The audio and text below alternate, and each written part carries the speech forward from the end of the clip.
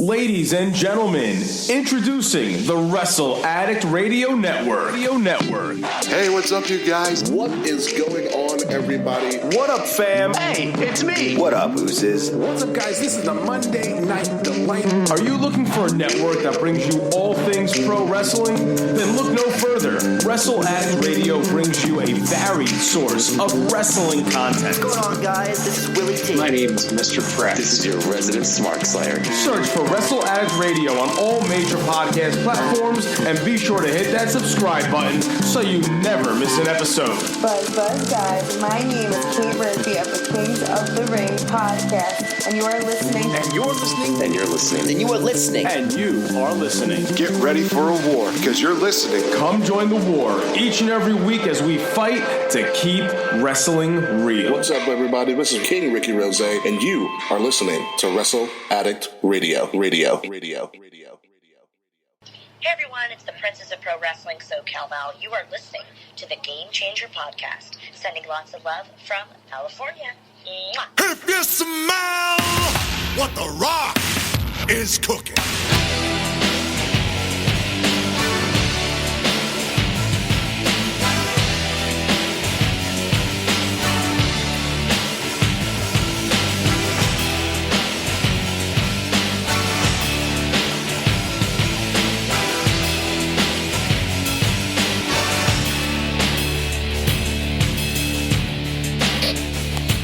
Feeling electrifying today.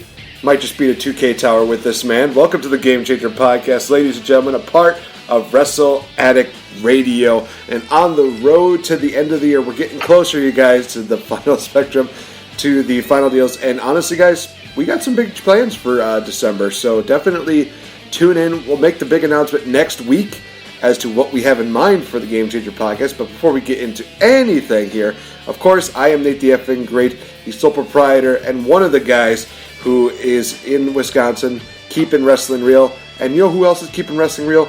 My good friend and co-host, the one and only Prime Minister of Canada himself, one of the greatest people you'll meet on Twitter as well as in the wrestling community, the one, the only mastermind behind Fretzalmania, that being Mr. Fretz. Hey, what is up, brother? It's election season up here, so maybe my Prime Minister title could be soon taken from us. I went and voted in our advanced polls last week, so I want to encourage my Canadian friends, our Canadian listeners, this means you, Slack, to get your ass out there and vote. Voting makes a difference. You may think that, I'm not going to vote because our candidates suck. Yeah, I'll admit it here. Our candidates blow, except for Jagmeet Singh, but I'm not going to get too political, but I doubt that a good chunk of Canada would elect a Sikh, but I'm all for it because Jagmeet is awesome. Everybody wants Justin Trudeau out. Andrew Scheer is a fucking monster. That's all I'm going to say. So, my Canadian folks, this is your Wrestle Addict Radio Prime Minister encouraging you to vote. And, we had The Rock there at the beginning, and I believe he's like 1/4 Canadian or something like that. So there we go. All the more reason this comes full circle. And I'm going to take a sip of my Earl Grey tea because I work in a couple hours. Well, there you go.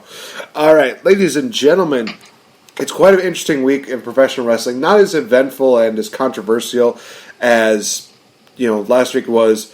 But it is still one of those things where we're raising a lot of questions, raising a lot of eyebrows, and thinking, WWE, why do you continue to piss us off?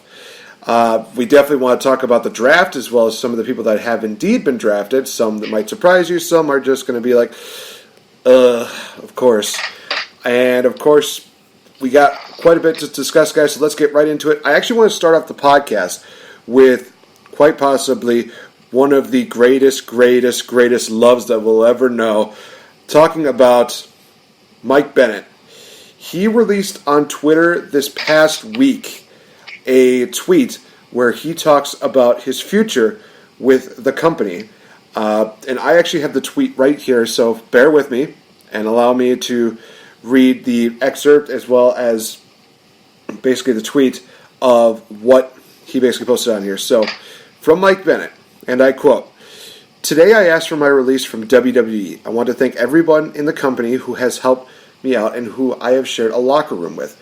I love you all. I have been with the company for almost 3 years, and I am incredibly grateful for the opportunity. However, it is time for me to move on. I am only 34 years old and feel I have way too much left in the tank.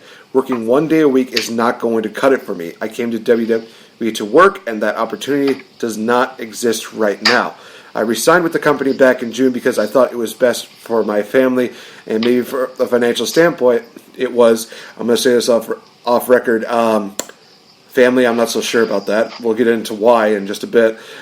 But quickly I realized that bringing my work frustrations and misery home with me is not good for my family, and I no longer want my daughter to constantly see me come home defeated, sad, and angry. It's not fair to her or my wife. Being a pro wrestler was and is my lifelong dream, and I'm just not ready to give that up yet. I wasted 4 years of my life addicted to drugs and not caring when I should have been having the best matches of my life. Now that I am clean, sober, and motivated, I want to have those 30-minute matches. I want to travel the world and wrestle in front of UK crowds, German crowds, Japanese crowds. I want to feel the love and excitement wrestling once gave me. I also want my daughter to be able to see me wrestle. I want her to see her daddy work for his money.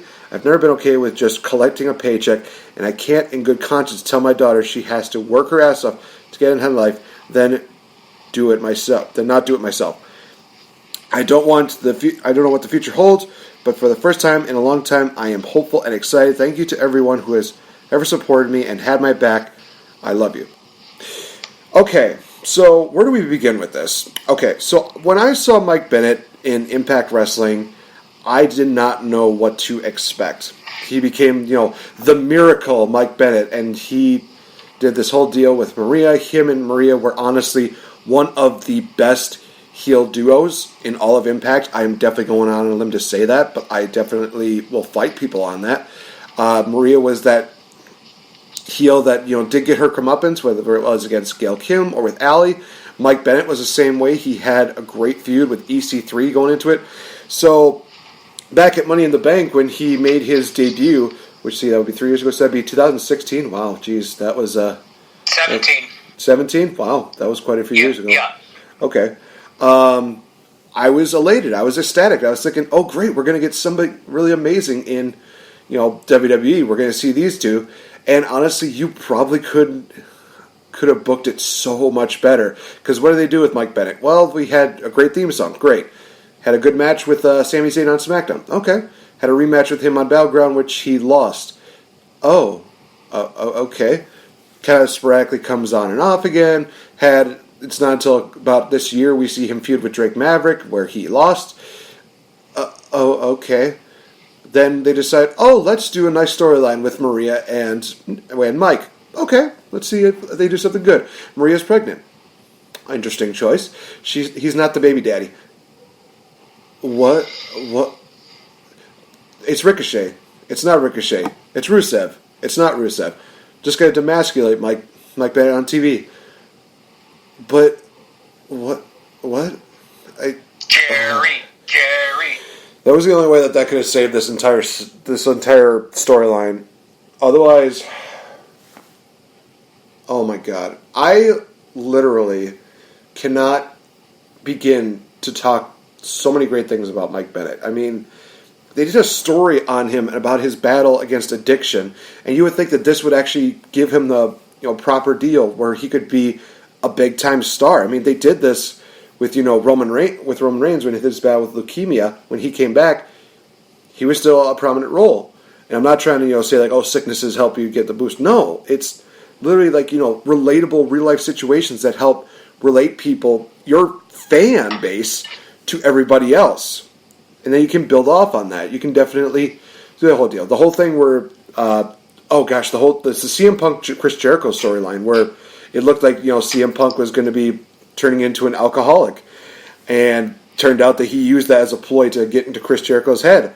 That was great. We could have had something like that with Mike Bennett where he does that with a major heel. He could have done something like that. That would have been amazing. Another thing they could have done, just have Maria continue to be this heel where she's kind of like the puppet master and she has Mike Bennett, fight her battles. He fights and he wins. Whether wins or losses happen, she's always supporting of him. Could have done that. You could have just done something like that. And honestly, I would have even pulled a page out of the Booker T. Chris Benoit storyline from years ago, where Booker T, he was like, I have no idea what's going on. I don't know why my wife is doing this. I don't approve of that. And then in the end, he turns heel to kind of like a shock for everybody. That could have been something they could have done with Mike Bennett, where he's just like, I don't know why my wife is doing this. I don't know why he's doing this. And, at this point, he probably would have won a title, maybe the Intercontinental title, because I think he's worth that. And then you could have literally had, another great heel, duo between the two of them. They could have been a legit, power couple in WWE. Why didn't they do that? Because they were focused on a lot of other BS, like Tyson Fury and this whole thing with Cain Velasquez and just, frustration. Fuck Tyson Fury. I hate everything about things that are going on. People are just like, no, this is going to be a great turnabout for the company. It's like, no, it's not. It really isn't. It's one of those things where I'm literally at the point where I'm scraping at the bottom of the barrel, and I'm at the point where I'm just going to toss that barrel over a cliff and watch it just go right into those sharp shards that are at the bottom. That's how bad it is at this point. Well, hey, Niagara Falls is just a 4-hour drive from me, so... Yeah, well, I don't want them to have any kind of beauty in it. It's just literally terror. So, whether it's like... Then if you don't want beauty, you go to Niagara Falls on the New York side. Oh, snap! But yeah, those are my... It's just so stupid what they did with Mike. They screwed him royally. Yeah, I'm just on his page here, and I remember... did you watch Mike Bennett when he was in Ring of Honor? I remember bits and pieces of him, and I think he was a part of... Wasn't it like he was a part of a faction in Ring of Honor? Yes, he was part of the Kingdom. Yes, that's what it was. With Adam Cole, baby. And I think later on, Matt Taven, former Ring of Honor champion, joined the ranks. And Matt Hardy was temporarily a mentor for the Kingdom. Oh my God. So this is before Adam Cole even joined the Bullet Club. And, well, I think I still get it, but I don't know what time it's on. But Fox Rochester, WWE on Fox, they still air Ring of Honor, but it's like Saturday at midnight. So like after the West Coast game on Hockey Night in Canada, I can put it on Fox, and then there's Ring of Honor, but I haven't watched it in years. Like, spoiler alert, but I think PCO is the number one contender to the title against Roosh.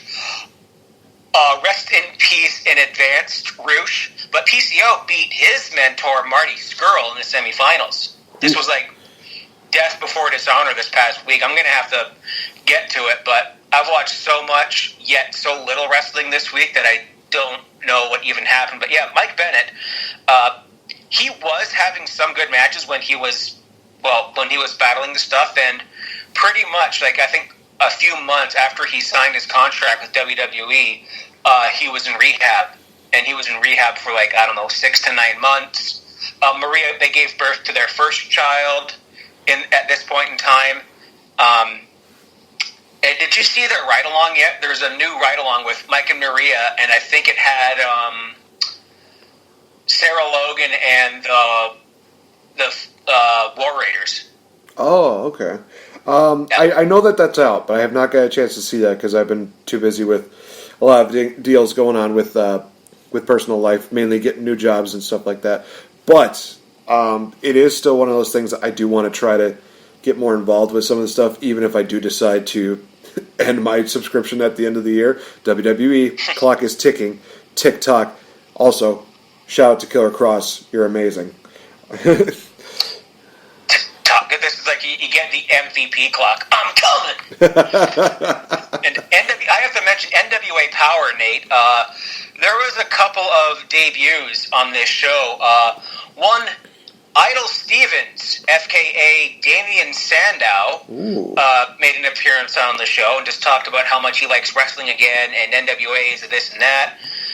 And then there was a tag team match. Colt Cabana with, I guess, I could call him friend of the show, 6 Degrees of Separation, but his tag team partner was Mr. Anderson. And Kennedy Anderson, whatever you want to call him, who was one of my favorites he was in the Fed. Like, I used to watch Velocity every weekend after Church Hockey League. There's an oxymoron for you folks. Church hockey. I'm not going there, but I enjoyed it. I was like a assistant coach. So I'd watch Velocity, and I see this guy, Ken Anderson, do his boxing thing, and then you'd see, benefit of those who are on video, a.k.a. me and Nate on Skype, and I'm not recording this. I haven't put up last week's video Patreons. I'm so busy. You get the microphone lower down, and then you see this guy doing like a Michael Buffer thing. Like, right then, I called him that he was going to be WWE champion, but then wellness policy and, dropping Randy Orton on his head kind of messed that up for him. But I loved them. They look like a pretty good tag team. What else happened on NWA Power? I think there was something to do with... there was another tag team match, but I can't remember because I think it was like there was a title match in the main event that ended in a no contest. But I gotta say, you gotta watch NWA. It's old school feel. It looks like a USWA taping from the 80s. It's so friggin' good. And their roster is like... a veritable who's that in wrestling. Like, Eddie Kingston made an appearance, and that guy can cut a promo. I mean, if you heard his appearance on Kings of the Rings this year, oh boy, he's a good talker, but he also never shuts up. It's really funny because there is actually a video that supports that. When Simon Miller was interviewing, I think it was Chelsea Green last year at All In, Eddie Kingston got right involved, and then he just kind of put himself into the interview. So it was like, what the fuck? Dude, you're taking away the spotlight from one of the greatest wrestlers. You suck, dude. I mean, you're great in the ring, but you totally suck for just taking this woman's, limelight, taking away her spotlight. You suck. Hey, Taylor, I'm going to let you finish, but who was that? Friggin' Kanye? That was 10 years ago. That's I right. listened to a podcast called 30-20-10, 30-20, 10 years ago, kind of how I ripped off, / not really ripped off, my idea for the 20 Bell Salute, because they do movies, TV shows, video games, 20, 10 years ago, 30 each week. They're like, and 10 years ago, Kanye West made a complete ass of himself. That's about They played it. It was like, hey Taylor, I'm going to let you finish, but insert no-name rapper here that I'm not aware of because rap is crap, had the best album ever. If we can go back 20 years ago with the West Texas Rednecks, cut that, and it's in. There's only one thing that I hate. It's a bunch of crap. I hate rap. Jesus. But I also kind of hate country, too, most of it. Well, some people have their tastes, some people have their opinions, and other people will say, well, your opinion is just invalid to me. But no, I totally get it. I'm not exactly as big on country as I was beforehand, but, it's still one of those things like, I'll listen to it every now and then, but it is what it is.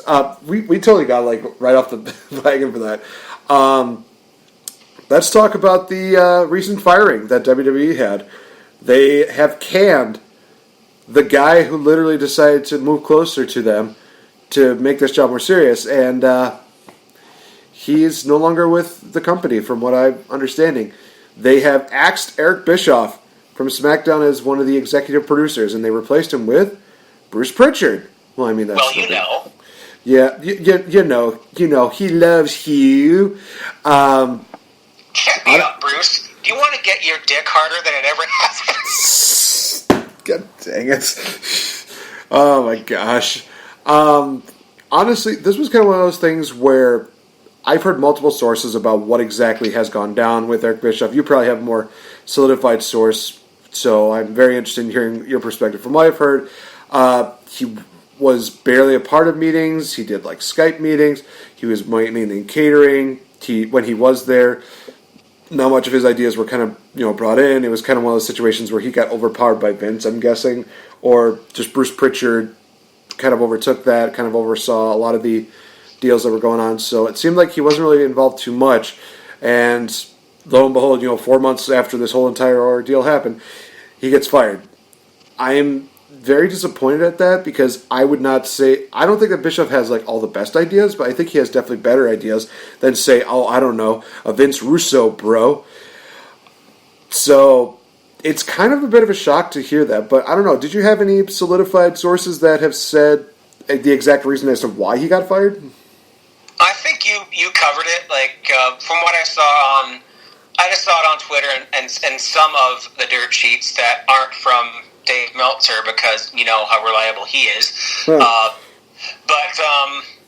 it's basically the same. Like he hung out in catering. He kind of distanced himself a little bit. He didn't get to know any of the talent. It's unfortunate. I mean, I was excited to see him back. You know, I'm back, but not anymore. I think it's just if you're not, he wasn't making an active effort, and if you're not going to do that, then that's anywhere. If you're not going to make the effort at your job, then just go quit or be fired. I mean, I would rather, like, say if I were to hypothetically go to a job that I don't like, I like my job now, I work for family, right? I'd put in the effort anyways, and then, you know, if you don't like it, then you can just keep on keeping on, keep looking. Like, have a backup plan. Like, Bischoff is well off. So it's like, if you're job hunting, have a backup plan.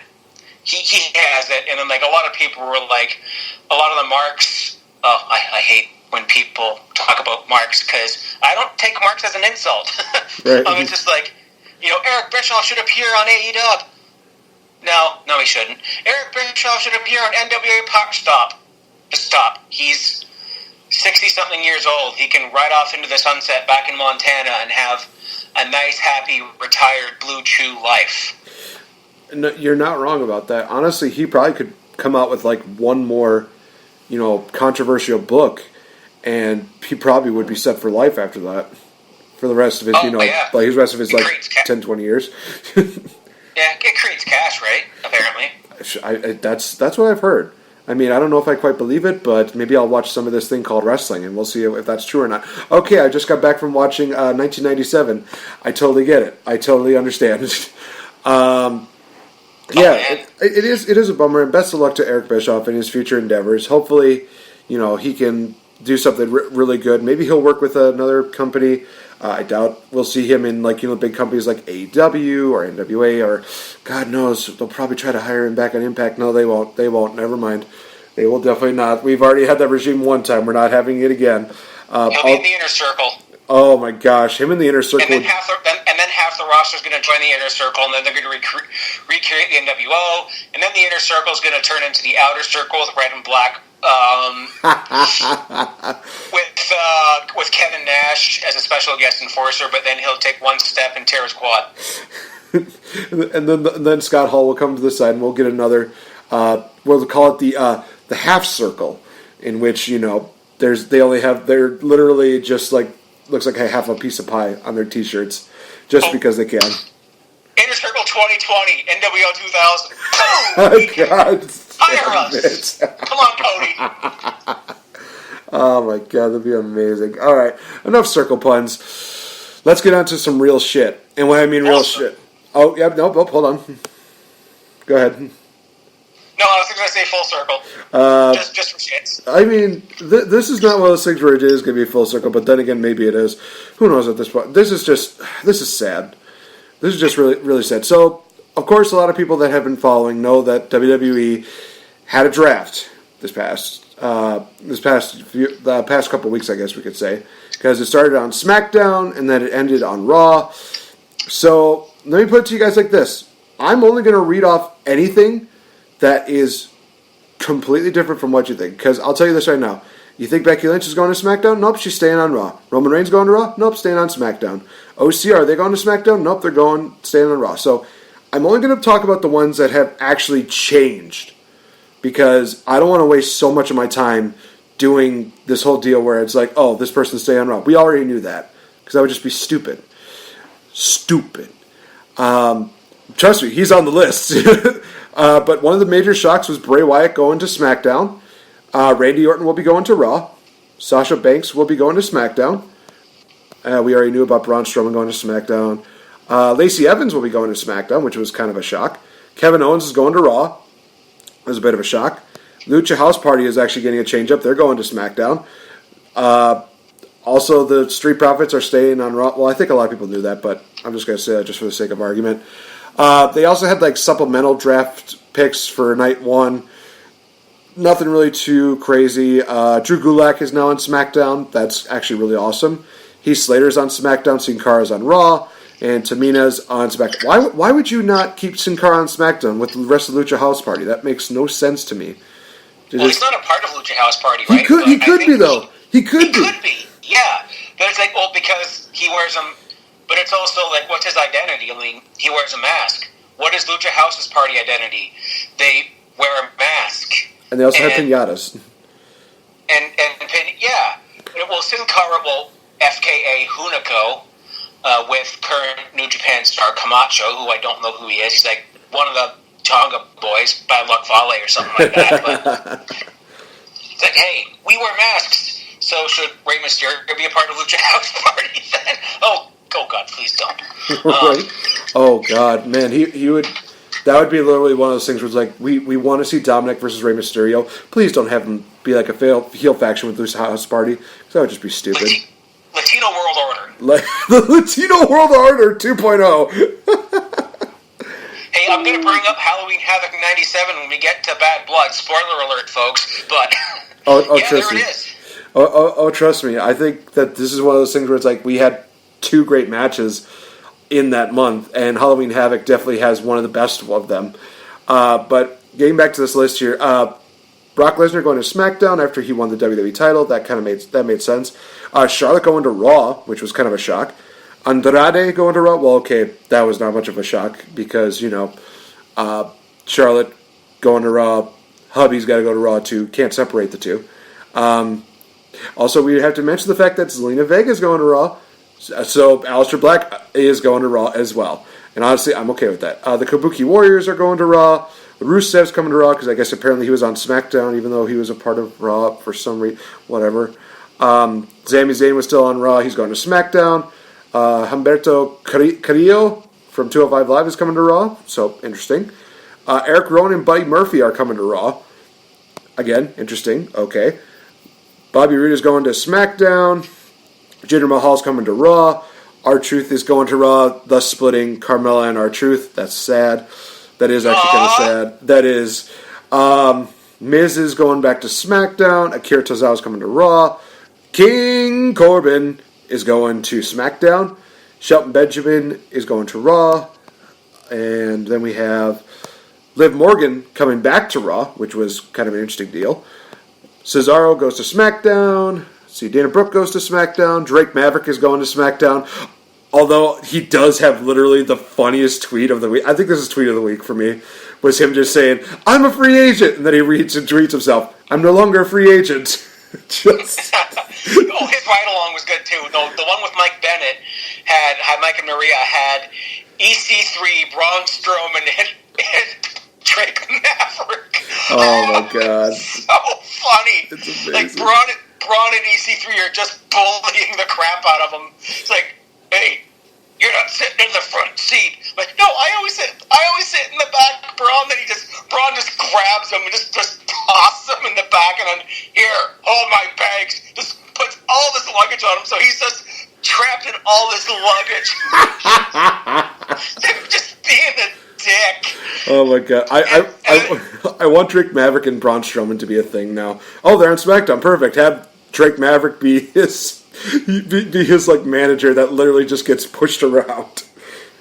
I'd be okay with that. It's like a Kane and X-Pac kind of tag team. Yes. Oh my God, that'd be amazing. Except when Drake Maverick turns on Braun Strowman, literally nothing happens because Braun is Braun. Well, and because who would Braun's hypothetical girl be? Alexa Bliss. The next match. Yeah, I was going to say next match challenge, Alexa Bliss, and then they go away for a while and it's like, oh yeah, hey Kane, I banged Tori, and you get like, me and Bliss, yeah, we consummated the marriage. Don't tell me that. He consummates the marriage by having an affair with Alexa Bliss. It's totally worth it. It's the stupidest thing I think could ever happen, but I approve of its stupidity because it's so entertaining. Iconics are going to Raw. The tag team of Alexa Bliss and Nikki Cross are going to SmackDown, which is kind of interesting, but at the same time, they did lose Charlotte, so I think they do need some star power in their women's division. And rounding it off, guys, are the people who were not drafted, at least not yet, because they weren't in the draft pool, I guess, were Aiden English, Leo Rush, The Ascension, Alicia Fox, AOP, The Colognes, Ember Moon, Jeff Hardy, Lana, Lars Sullivan, Mercuria Canales, Maryse, Matt Hardy, Mickie James, Naomi, Nia Jax, Paige, Ruby Riott, Sheamus, and the Usos. Although for Naomi and the Usos, I understand why. It does have to do with the fact that, Jimmy needs to get a little bit of some help, we'll say. Because, there's only so many times where you can have a DUI and... Yeah, I mean, I made the comment last week about Orton being bulletproof at this point. I don't think Jimmy Uso's in that category. It's just frustrating to see that. So what can we say about the draft? It's kind of a dud. Because a lot of the stuff that we knew was going to happen did in fact happen. They didn't need to have the whole, we're drafting the Universal Champion, we're drafting the WWE Champion. It's like, it's part of your brand's championship deals. You don't need to do that unless, we actually had the, World Tag Team titles and the WWE Tag Team titles switch around. Then it makes a little bit of like, oh, okay, that makes it a little bit interesting.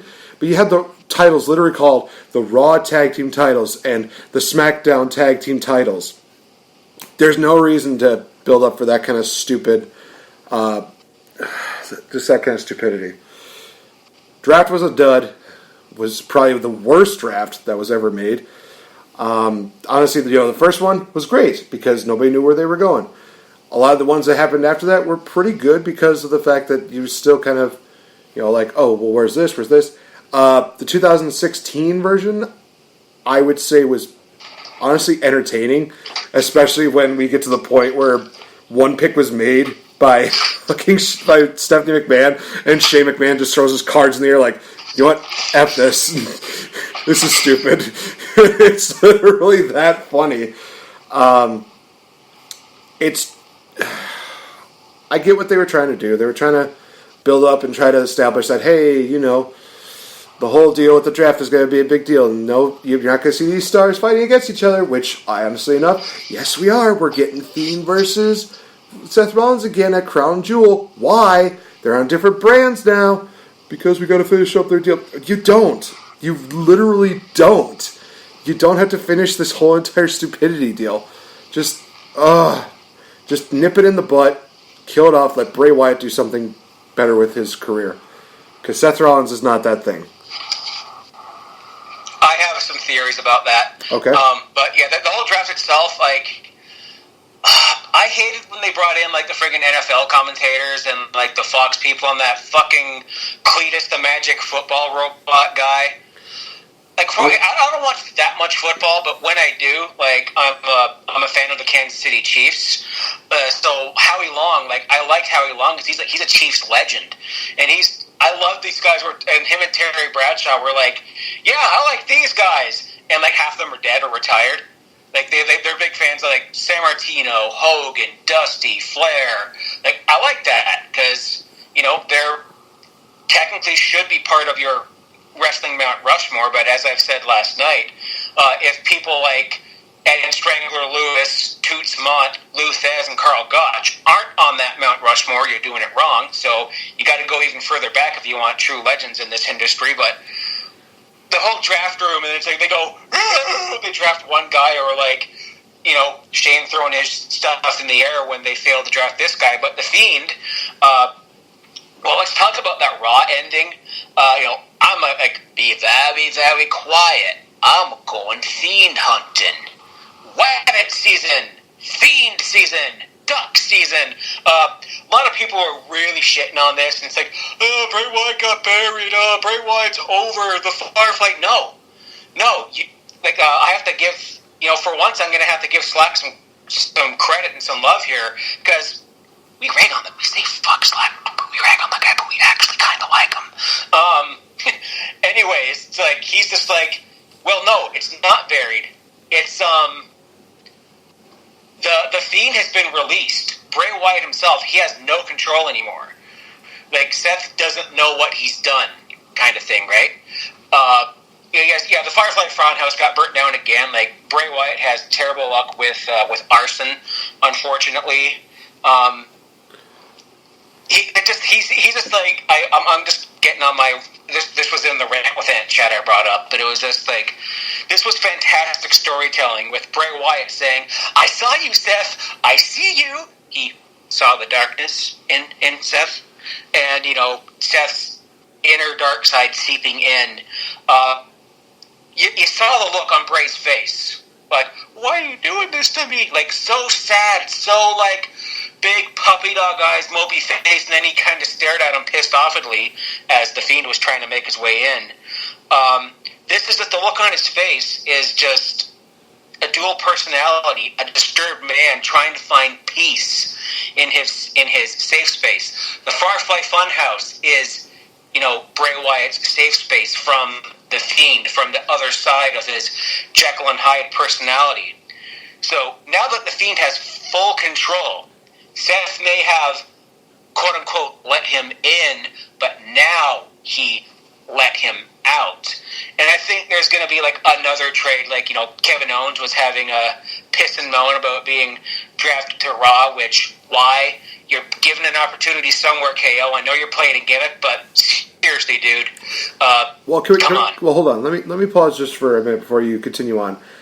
People have made the really strong case that it seems really stupid that they would have this great matchup between Kevin Owens and Shane McMahon, to where, he's the reason why Shane McMahon is gone. He's the reason why Shane McMahon will not be seen on WWE, at least for the time being. And his reward is just to take the brand that he helped save and put him on a different brand. That's kind of my thought process when it comes down to that. And that's kind of what I've kind of been absorbing, in the fact that it's like, that actually does make a lot of sense that they would have, them do this big deal, then he goes off to Smack. It would only make sense if they would have had like a loser leave SmackDown deal. Then I could see Kevin Owens going to Raw, but since that wasn't the case, and since he was the reason why he saved SmackDown, why would you reward him by sending him to another brand? Just doesn't make sense. Unless, more money to be made, which I highly doubt it. It just made no sense to me to send him over to Raw. Honestly, I kind of want to see Nakamura versus Kevin Owens fight for the Intercontinental title more than anything. That's another issue I have. And plus you have Sami Zayn in Nakamura's corner, which, oh my god, that'd be amazing. It's like, it's okay, I've beaten Kevin Owens one time. That one time is what everybody remembered, not the million times that I got beat by Kevin Owens. That's right. That's why I think, there's another reason. I think there's going to be, when we saw a blockbuster trade, and then it was just the ladies. It was just Bliss and Cross, and everyone's like, what, that's it? Like, I think this is my fantasy booking silly mind, my hopeful, optimistic, I still have hope for the WWE mind, that there's going to be another trade, that this one with the ladies was just a palate cleanser. And said trade is going to be KO for the Fiend. Because I think there's like another match between Seth and the Fiend, at least advertised. It might have been on Twitter. It might have been, I'm going to look it up while I rant on. No. I know what you're talking about. They're going to have a steel cage match. Yeah. Okay, so you saw that, yeah. And what I was going on for the rest of the... Oh, I have to find my group chat here. Yeah, so he let... I was just saying about the Fiend. He has full control. So, that's why the Funhouse is gone. Some people were like, oh, Fox doesn't want the Funhouse and blah, blah, blah. But we're going to see the Funhouse, but I think it's going to be like the Fiend is going to be standing in front of the charred remains and, going like, Seth, you have no idea what you've done, blah, blah, blah. And I don't think for a second the Fiend's winning the title on Crown Jewel. I think it's going to have like another bullshit finish. Like probably a double count out. probably a double count out, or like, you know, now the memes are, now all these friggin' memes, like everyone is still talking about this finish, but it's just like having a point and I think I just killed Nate. a pointing meme, like a guy screaming, be like, actually it was a ref stoppage. I think because Seth Rollins is having he's having a field day on Twitter right now. Like, shut up, dude. That cage match might be where it happens. I think eventually, like, this is going to lead to a Fiend with the title run. He's still being treated as and trying to be booked as a heel, but this is Roman Reigns all over again with the crowd. Like, I think they're probably going to pull the trigger and make Seth the heel, but it's going to take a lot of convincing. There's a word in the middle there that we're going to have to worry about Vince about that. I still think it's happening, but everyone right now is talking about, Brock Lesnar and Seth Rollins. Like, who says Survivor Series? I said it last week. Who says that Survivor Series is title for title? Maybe they give that a break this year. Maybe they don't. But then again, I saw that Chicago or wherever the hell Survivor Series is advertising this 5-on-5 match that appears to be Raw versus SmackDown. So who knows? In all honesty, they don't have to have all champions versus champions matches. Like you were saying, they could give that a break and just have, championship matches involved with this. They could have, Rey Mysterio versus Brock Lesnar, which, in all honesty, I kind of want that after everything that's been building up for that. As, provided he does beat Cain Velasquez, which I think he's going to at Crown Jewel. That's only my prediction for that, and I really do not care about Crown Jewel to begin with anyway. And I do think that they could do, Seth Rollins versus The Fiend, provided they do this whole trade with, like you were kind of fantasy booking. But we'll see, guys. We'll definitely have to wait and see how far that goes into. But enough talking about that horror deal. Let's go into a different horror deal. You know what? Before we do that, let's take a little commercial break. Let's just take a breath, get a chance to just cool down. And, guys, we are going to be making history. We're going to be doing a review, and also we're giving you a little special treat. But just bear with us for this commercial break. We'll be right back. What is up, ladies and gentlemen? My name is King Ricky Rose, your co-general manager of Wrestle Addict Radio and your host of Kings of the Rings podcast. And if you enjoy what you listen to each and every week here on Wrestle Addict Radio, we invite you to enjoy even more content from us on our exclusive Patreon page, where for just $5 a month, that's right, $5 a month, you get bonus content and commentary from each and every show here on Wrestle Addict Radio. That means bonus content from the Kings of the Rings podcast, from Not Your Mama's Soap Opera, from Fourth Wall WrestleCast, from the Gipta podcast, and from the Game Changer WrestleCast. So for $5 a month, go to patreon.com/Wrestle Addict Radio, sign up. You get exclusive content, exclusive access to us pretty much 24/7, and exclusive shows that can only be found and are exclusive to Patreon. So again, folks, patreon.com/Wrestle Addict Radio, $5 a month, all the content that you could ever want in wrestling. Enjoy. What's up, everyone? This is the founder of the King's Wings podcast, Will Tarashuk, T's and Thomas, ARASHUK, and you're listening to the Game Changer podcast right here on Wrestle Addict Radio.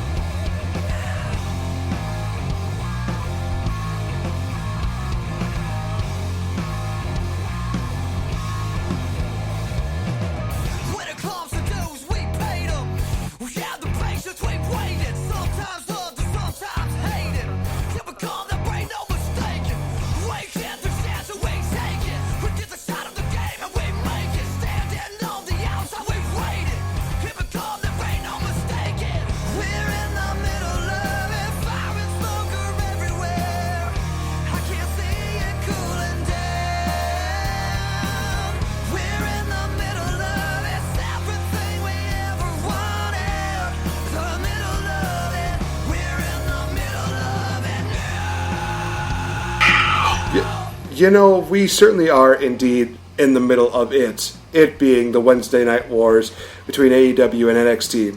What about WWE? They don't exist in my book right now.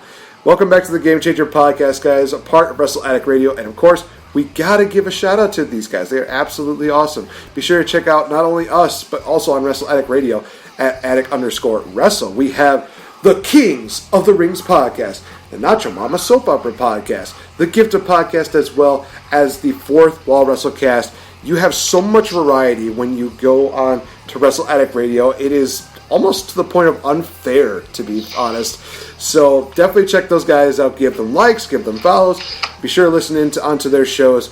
Again, personally, you guys, I got to give major shouts to Jeff Pomaccio from Nacho Mama Soap Opera because he is absolutely awesome. I love listening to his shows. So, Jeff, I know you're listening.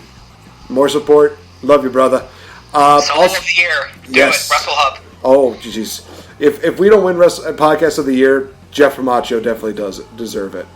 He has been running that show by himself. He is on episode 50. It's like 50. It is 50. He just did 50, and for you Patreons, $5 a month. That's right, 5.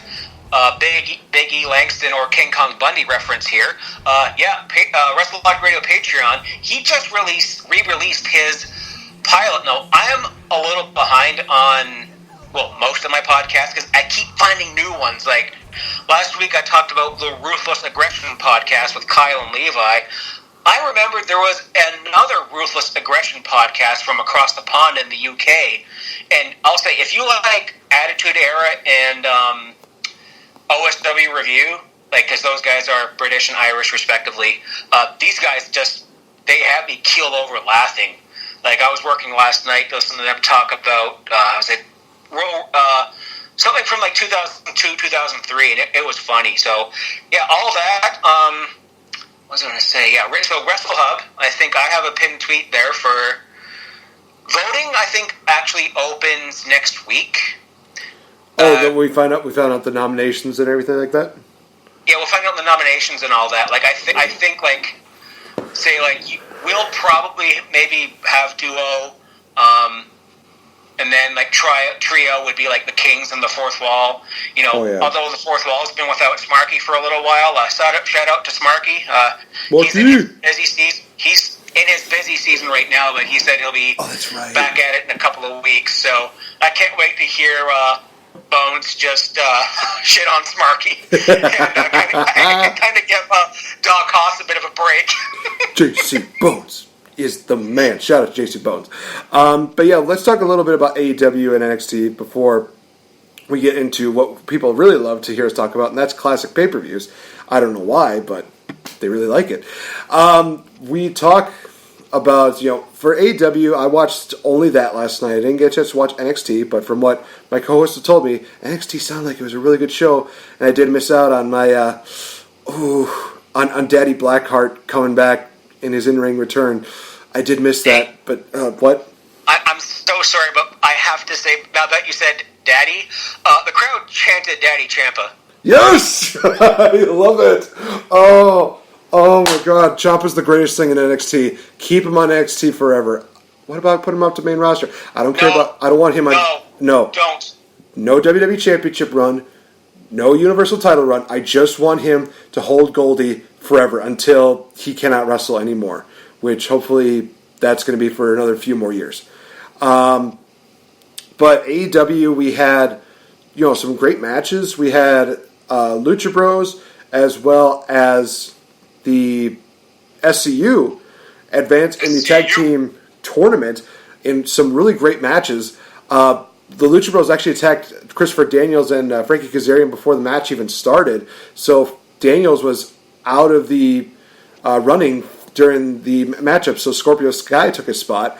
And it was a really good matchup. Scorpio Sky wrestled almost half the match with no shoes on. And I'm literally like, top that. He fought too?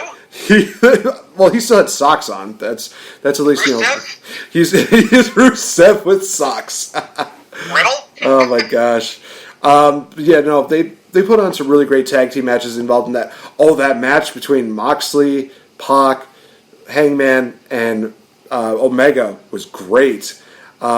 Pac actually cut his hand open from throwing out the barbed wire broom and the barbed wire baseball bat, and literally Moxley was just gave him the double bird, gave him the dirty deeds. Yes, it was the dirty deeds, guys. It wasn't his new finisher that he does, the elevated double arm DDT, Death Rider. The Death Rider. Thank you. It was just a regular double armed DDT they did in WWE, but it's fine.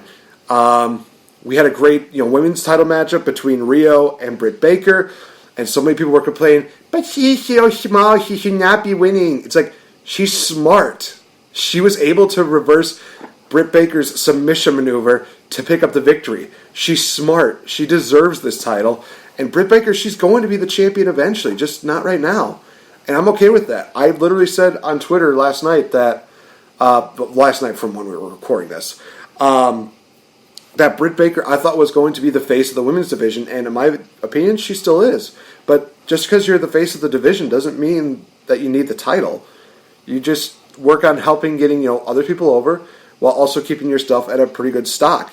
And I think Britt Baker has a long way to go, and she's definitely going to help elevate so many women and also elevate herself. So she's literally at a really good point in her career right now, because she is one of the workhorses of the women's division. Hashtag fight me on that. And also the main event matchup between Darby Allin and Chris Jericho. I was a bit disappointed with this match because I was honestly hoping we were going to get that skateboard with the thumbtacks on the bottom on there. But no. We got something that was, I would dare say, equally as great, and that was that the skateboard said, Darby Allin, AEW champ. That was cool. Chris Jericho picked up the victory thanks to Jake Haggard, sorry. And we got a celebration where they were celebrating with a little bit of the bubbly with the inner circle. I am so looking forward to what they do. And honestly, one of the highlights of the entire night was the Cody Rhodes package, where literally he rarely talked, and it showed everybody that was associated with him. Jim Ross, Tony Schiavone, Brandy, DDP, MJF. So many people basically talking about how he's worked so hard to get to this point and how he's kind of earned that spot, and he has earned that title shot. He's not been one of those guys that I've seen be the top tier guy. Well, okay, he is a top tier guy, I will say that right now. But he's not one of those guys that I always thought, he's going to give himself all the world title matches. He's going to give himself all the opportunities. No, he's been fair to everybody. He really has. He's been literally one of those guys who is so generous and so humble that it is almost ridiculous to a point. So I'm looking forward to Jericho versus Cody at Full Gear. That's going to be awesome. Unfortunately, I'm probably going to be missing that event because there's another event coming up here in Wisconsin that I'll probably talk about a little later on. I think I'll discuss it more in detail next week. I'll talk more about that because it is definitely going to be an awesome show. But yeah, AEW, I think they did a fantastic job. I can definitely say that it's another event where I did not feel like I was bored. I did not feel like I was like, It was just all out really great. Yeah, that's my prolonged review of AEW. So now we get into the NXT part of it. Mr. Fretz, what have you got for us? Well, given that I watched NXT when I got off work, I can give you... Well, you gave a big AEW thing. I only watched I think I watched like the first half, and then I'll watch like a condensed version later. I watched the Jericho Darby match. My goodness, that powerbomb on the skateboard. Oh, poor guy. So we started off this year. We had Tommaso Ciampa versus Angel Garza. Ciampa's first match. He had neck fusion surgery 7 months ago, and he's back now. He is back fast. This kind of reminded me of that surgery that Kurt Angle got in 2003. WrestleMania 19, and then he came back with like vengeance. He was back right away. And I've said before that I had a similar-ish surgery as Ciampa did, but for my back, and I couldn't do contact sports for a year. Like 6 months in, I started to play like volleyball and basketball at my youth group, but other than that, nothing. I had to drop gym. Garza was just trying to be really fast. He caught him with that knee, and then hit the elevated DDT, which he calls the Willow's Bell. And isn't Willow his daughter's name? I only know Willow as, the Pussy Willow flower, and also Willow as another deal of Jeff Hardy. So beyond that, I don't know. I really do not know. Oh gosh, no. But there was a funny bit in the match. When Angel Garza tears off his tearaway stripper pants and reveals his shorts. Yeah. He did that and then tried to move on Ciampa, and then Ciampa just throws him out of the ring, and then he takes the freaking stripper shorts, which I think is like the Mexican flag, and then he puts them in the corner and does the running knee to the pants. And he tries to he picks up the pants as to try to give them the what's that pedigree face buster he does, the happily ever after. Yes, that. He tries to give it that, and then Garza comes back into the ring, but then Ciampa slides out. This is slides out of the ring and just decks him. After the match, Undisputed Era comes out, and then they hand a USB drive to Morrow and say, "Hey, send this to the production truck." So they just surround the ring. Ciampa, sits in his chair, grabs his crutch, just sitting there, kind of ready for him. Undisputed Era just circle the ring and leave. And you get that, good match, nice, fun thing. So they show this bit with Undisputed Era, where the Dream is laid out backstage. He looked dead. I think it gave a great impression that this group is here to control NXT. Then William Regal is just if you see mad William Regal with the eyes, So you see this bit where Regal's just Velveteen Dream can't. I'm not going to do his accent. I can't do it. He can't wrestle. Yeah, he can't. Yeah, Velveteen Dream's laid out. He can't wrestle next week against Roddy. Yes, he's selling some injuries here. So Roddy's going to face the winner of Keith Lee versus Dominik Dijakovic. Oh, get in there. Next match here was the Brick Am Brawlers, Danny Burch and Oney Lorcan against the Imperium, Fabian Eichner and Marcel Bartel, and this was just stiff British-style wrestling here. Just hard chops, hard kicks, hard shots. Oney is a young Ric Flair when it comes to the chops. So get him in a match with Walter and see what happens. I know Walter would probably cave his chest in, but it would look like the Walter PCO match from Joey Janela a year or two ago in New Orleans. You had your classic here. You had a good back and forth match. Burch got isolated. Lorcan got an amazing hot tag, and then eventually, the Imperium hits the European bomb, the power bomb European uppercut. We had this. I'm going through my results here. Io Shirai and Kaden Carter. Kaden Carter's becoming one of my favorite ladies in NXT now because she is just friggin' awesome. But of course, Io Shirai just destroys her with a moonsault.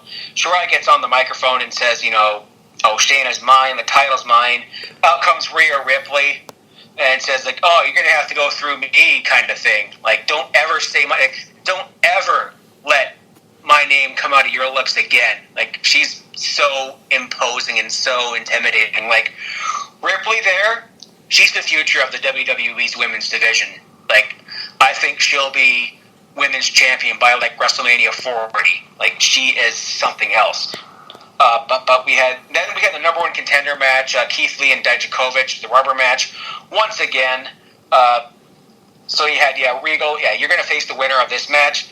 These two just keep doing the whole, how the hell can you do it when you're this big? I told you off air that Keith Lee did a friggin' poison Rana.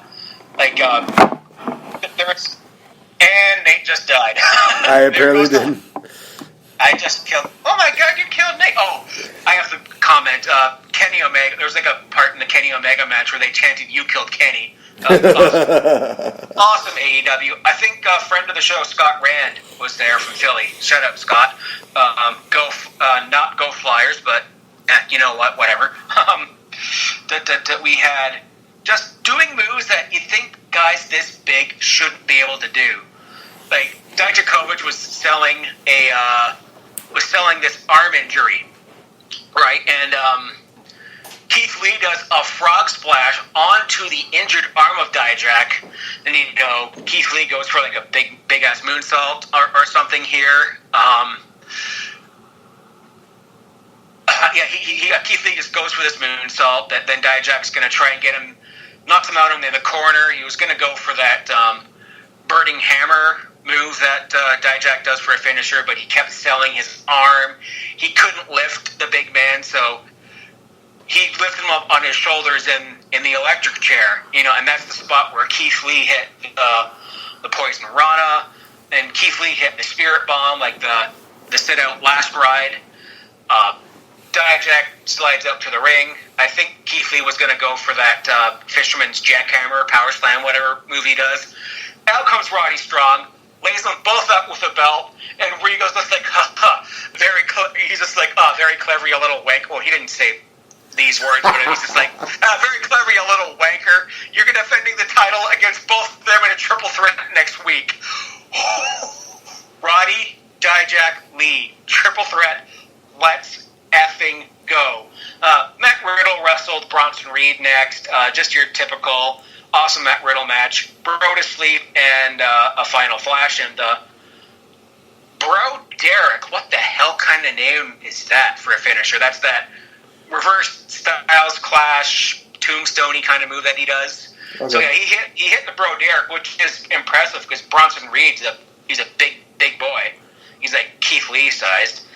And we had Tegan Knox versus Tainara, whatever that name is. I don't know who she is. I'm sorry. Shiniest Wizard, comeback match. Here we go. Oh, damn.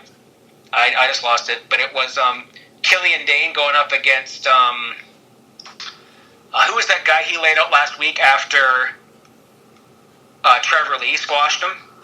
I don't know, actually. I'm back on the... This is great audio content. So I just lost my results page, and now it's here again. Thank you very much, Apple. Technology. Bronson Reed, Tegan Knox and Tiny Country, Shiniest Wizard, Boa.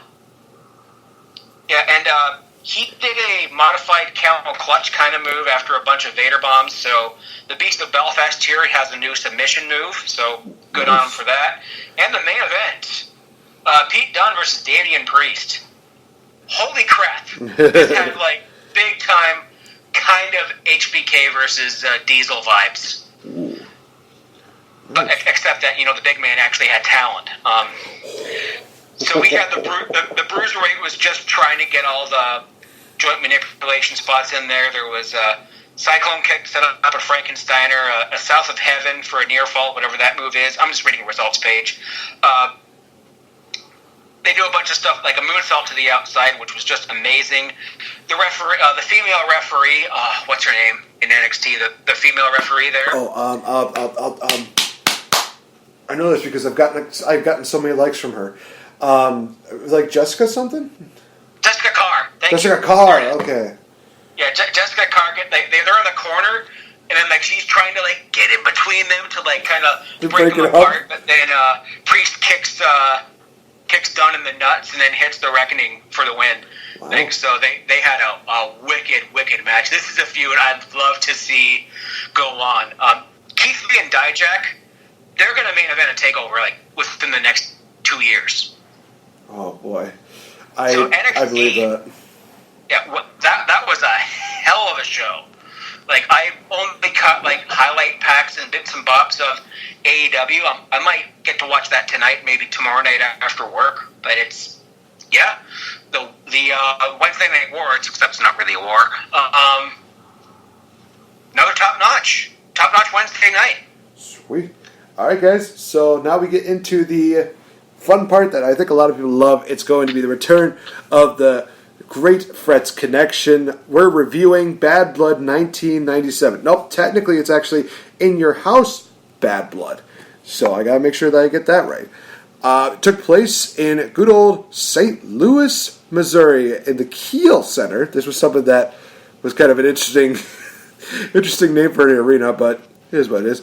And I think they actually set a record, if I'm not mistaken, for this arena. I'm trying to remember what the number was. I just remember that it had ended in a 1. It's like it's that one person that made a difference. We've been promoting that for a long time. And it actually had a buy rate of 0.6, which was equivalent to about 240,000 buys for this event. So that shows you that there were a lot of people looking forward to the event that took place here. A couple things before we get into the matches. They did like a nice little honoring deal for the legends of actually they call it the St. Louis Wrestling Club. So they honored Harley Race, Jack Briscoe, Dory and Terry Funk, Gene Kaninsky. Canada's badass, man. That's right. Canada's favorite athlete. What do they call him? Canada's favorite athlete? Yeah, back in the Stu Hart days, this guy was a fucking train. Right. We also had Lou Thez as well as the promoter, Sam Muchnick. So this was kind of one of those things where it was really cool to see this kind of deal, because there were so many people on there. I'm like, oh yeah, Dory Funk, Terry Funk, the Briscoe brothers. And when you see Harley Race, and literally my heart was like, oh my heart. Lou Thez, dude. Oh man, Lou Thez. Lou Thez is the greatest wrestler of all time, period, end of story. Don't even attempt to fight me. Imagine, I've seen some of Lou Thez matches against, like, I watched historical shit with him and Gotch and Hackenschmidt. Lou Thez is the youngest and oldest person to have NWA title reigns at 21, and then he was 50 odd something when he last won the NWA title. And the Thez Press. There's your originator right there, and he was of course the protege of Ed Strangler Lewis, who was one of your classic catch, stretchy kind of Stu Hart kind of types. Okay, Catch 22? Absolute badasses. Okay, nice. I think that was amazing. I think that almost everybody, except for obviously Sam, the promoter, I think every single one of these guys were NWA World Champions, and some of them had prolonged reigns as NWA champion. So that's really cool to see that. That was one of those things where it's this is just getting me at the heartstrings. This is nice to have that kind of deal. Why can't they just do that for, hometown deals again? Because I would be okay with that. But the main thing that I think took away from this event, other than obviously the main event, which, trust me, we're going to get into that, it's going to be awesome, was the fact that earlier in the day, unfortunately, Brian Pillman passed away, which sucks. But one of the things that I will say that they did, this is one of those few times where I literally was probably so pissed off that I wanted to turn off the commentary, was that Vince McMahon kept bringing that up over and over and over again. It's we get it. Brian Pillman passed away. And I think that what they were saying was that this is kind of their way of being like the news, where they're basically trying to bring up if we have more information, we'll tell you what happened with this, and blah, blah, instead of just letting it be let the news do their deal. We should pay our respects to the man that passed away, and we kind of go from there, because they would not want us to they wouldn't want us to really, they would want us for a time to mourn, and there's a time for the show to go on, which is really horrible to say, but at the same time, I think that Brian Pillman would have said, continue on with the show. You just keep going. But I was legit livid when he did this deal, because there's a matchup that happened just before the main event, where it's the 8-man tag team matchup, where he was talking about how, we're trying to, make the best of these deals in lieu of the unfortunate tragedy that was the whole Brian Pillman deal. And I know he's not directly saying it, but it really felt like he was saying because this happened, we are trying to scramble and do this kind of stuff. It's it feels like you're blaming this death for all these crazy changes, and it feels like such a dick move. And it's kind of one of the things where it's I am grateful for the fact that Vince is not on commentary anymore, because that just sucked. This was his last one, I think. Last one in pay-per-view, at least. Because in the next month, yes, we'll just say this. Next month is Survivor Series. We'll leave it at that. Oh, please don't make me talk about that. But also, you did hit a really good nail on the head where reminded that, it got worse the following night on Raw when they were doing this Brian Pillman tribute deal. He had an interview with Brian's wife, and it was one of the most horribly done, uncomfortable interviews that we have ever seen. And it's one of those situations where it's like, I get it. You're trying to be like the news, but this was not the time nor the place. She lost someone whom she loved, and she does not need to have these stupid questions asked to her. It's just, and I think there was one question in particular where he's like, how does your family move on from this? And it's like, you don't ask that. No, you don't. She fucking broke down crying after that. That was tasteless. Pritchard shat on this. They did Bad Blood a while ago, and Pritchard was just he shat all over that. Rightfully so, because that was absolutely tasteless. I was a big Pillman fan. I loved his ECW run. I liked when he came into the Fed, and then it was just an absolute, for lack of a better term, loose cannon. And I love his son. His son is the absolute image of him. It is. I've met him. Looks so cool. He looks exactly like Brian Pillman did in 1994, and I think he's even worn the Bengal tights. Dude, you're getting me right here. And the whole. Okay, I was 12 when this happened. The whole Pillman has a gun thing. Oh, jeez, that's right. I thought that shit was real. I thought Stone Cold got shot dead, and I'm like, yeah, fuck you, Stone Cold! This was back before I was an Austin fan. Austin's probably my third favorite of all time after Owen and Brett. But, just all the memories that kept flooding back from this. And, and I'm imagining, I'm thinking in my mind, I'm fantasy booking some stuff here. Imagine a match with, the young Hollywood Blondes against, I don't know, the Bucks, the Lucha, the Revival. That's what I was thinking. Yeah. Hollywood Blondes, Revival, in their primes.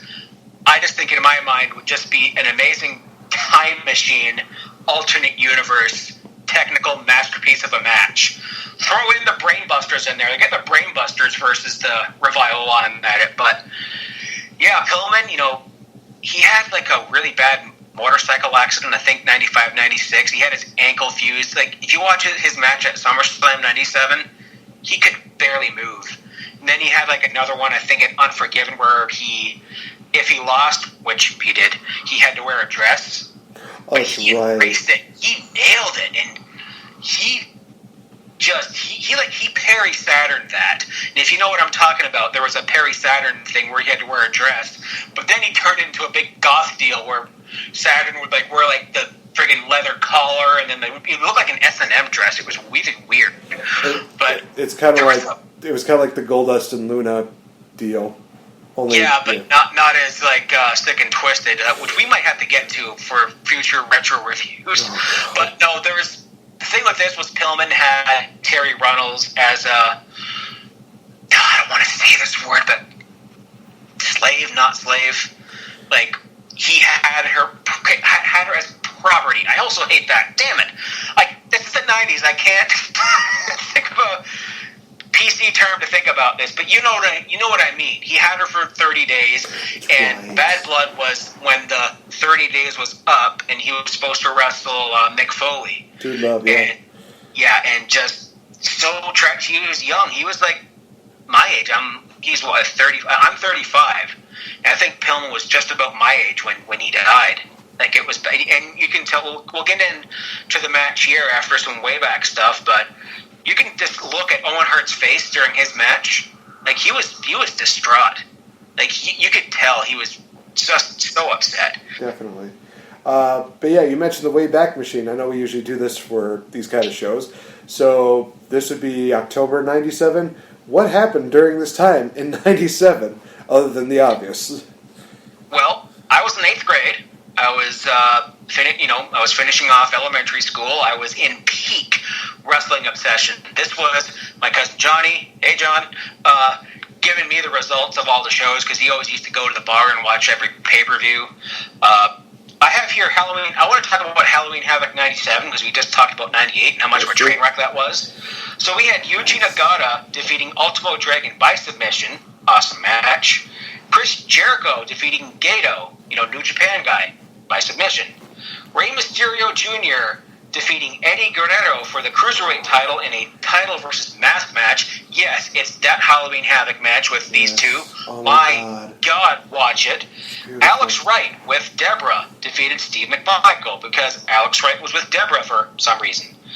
Jacqueline defeated Disco Inferno.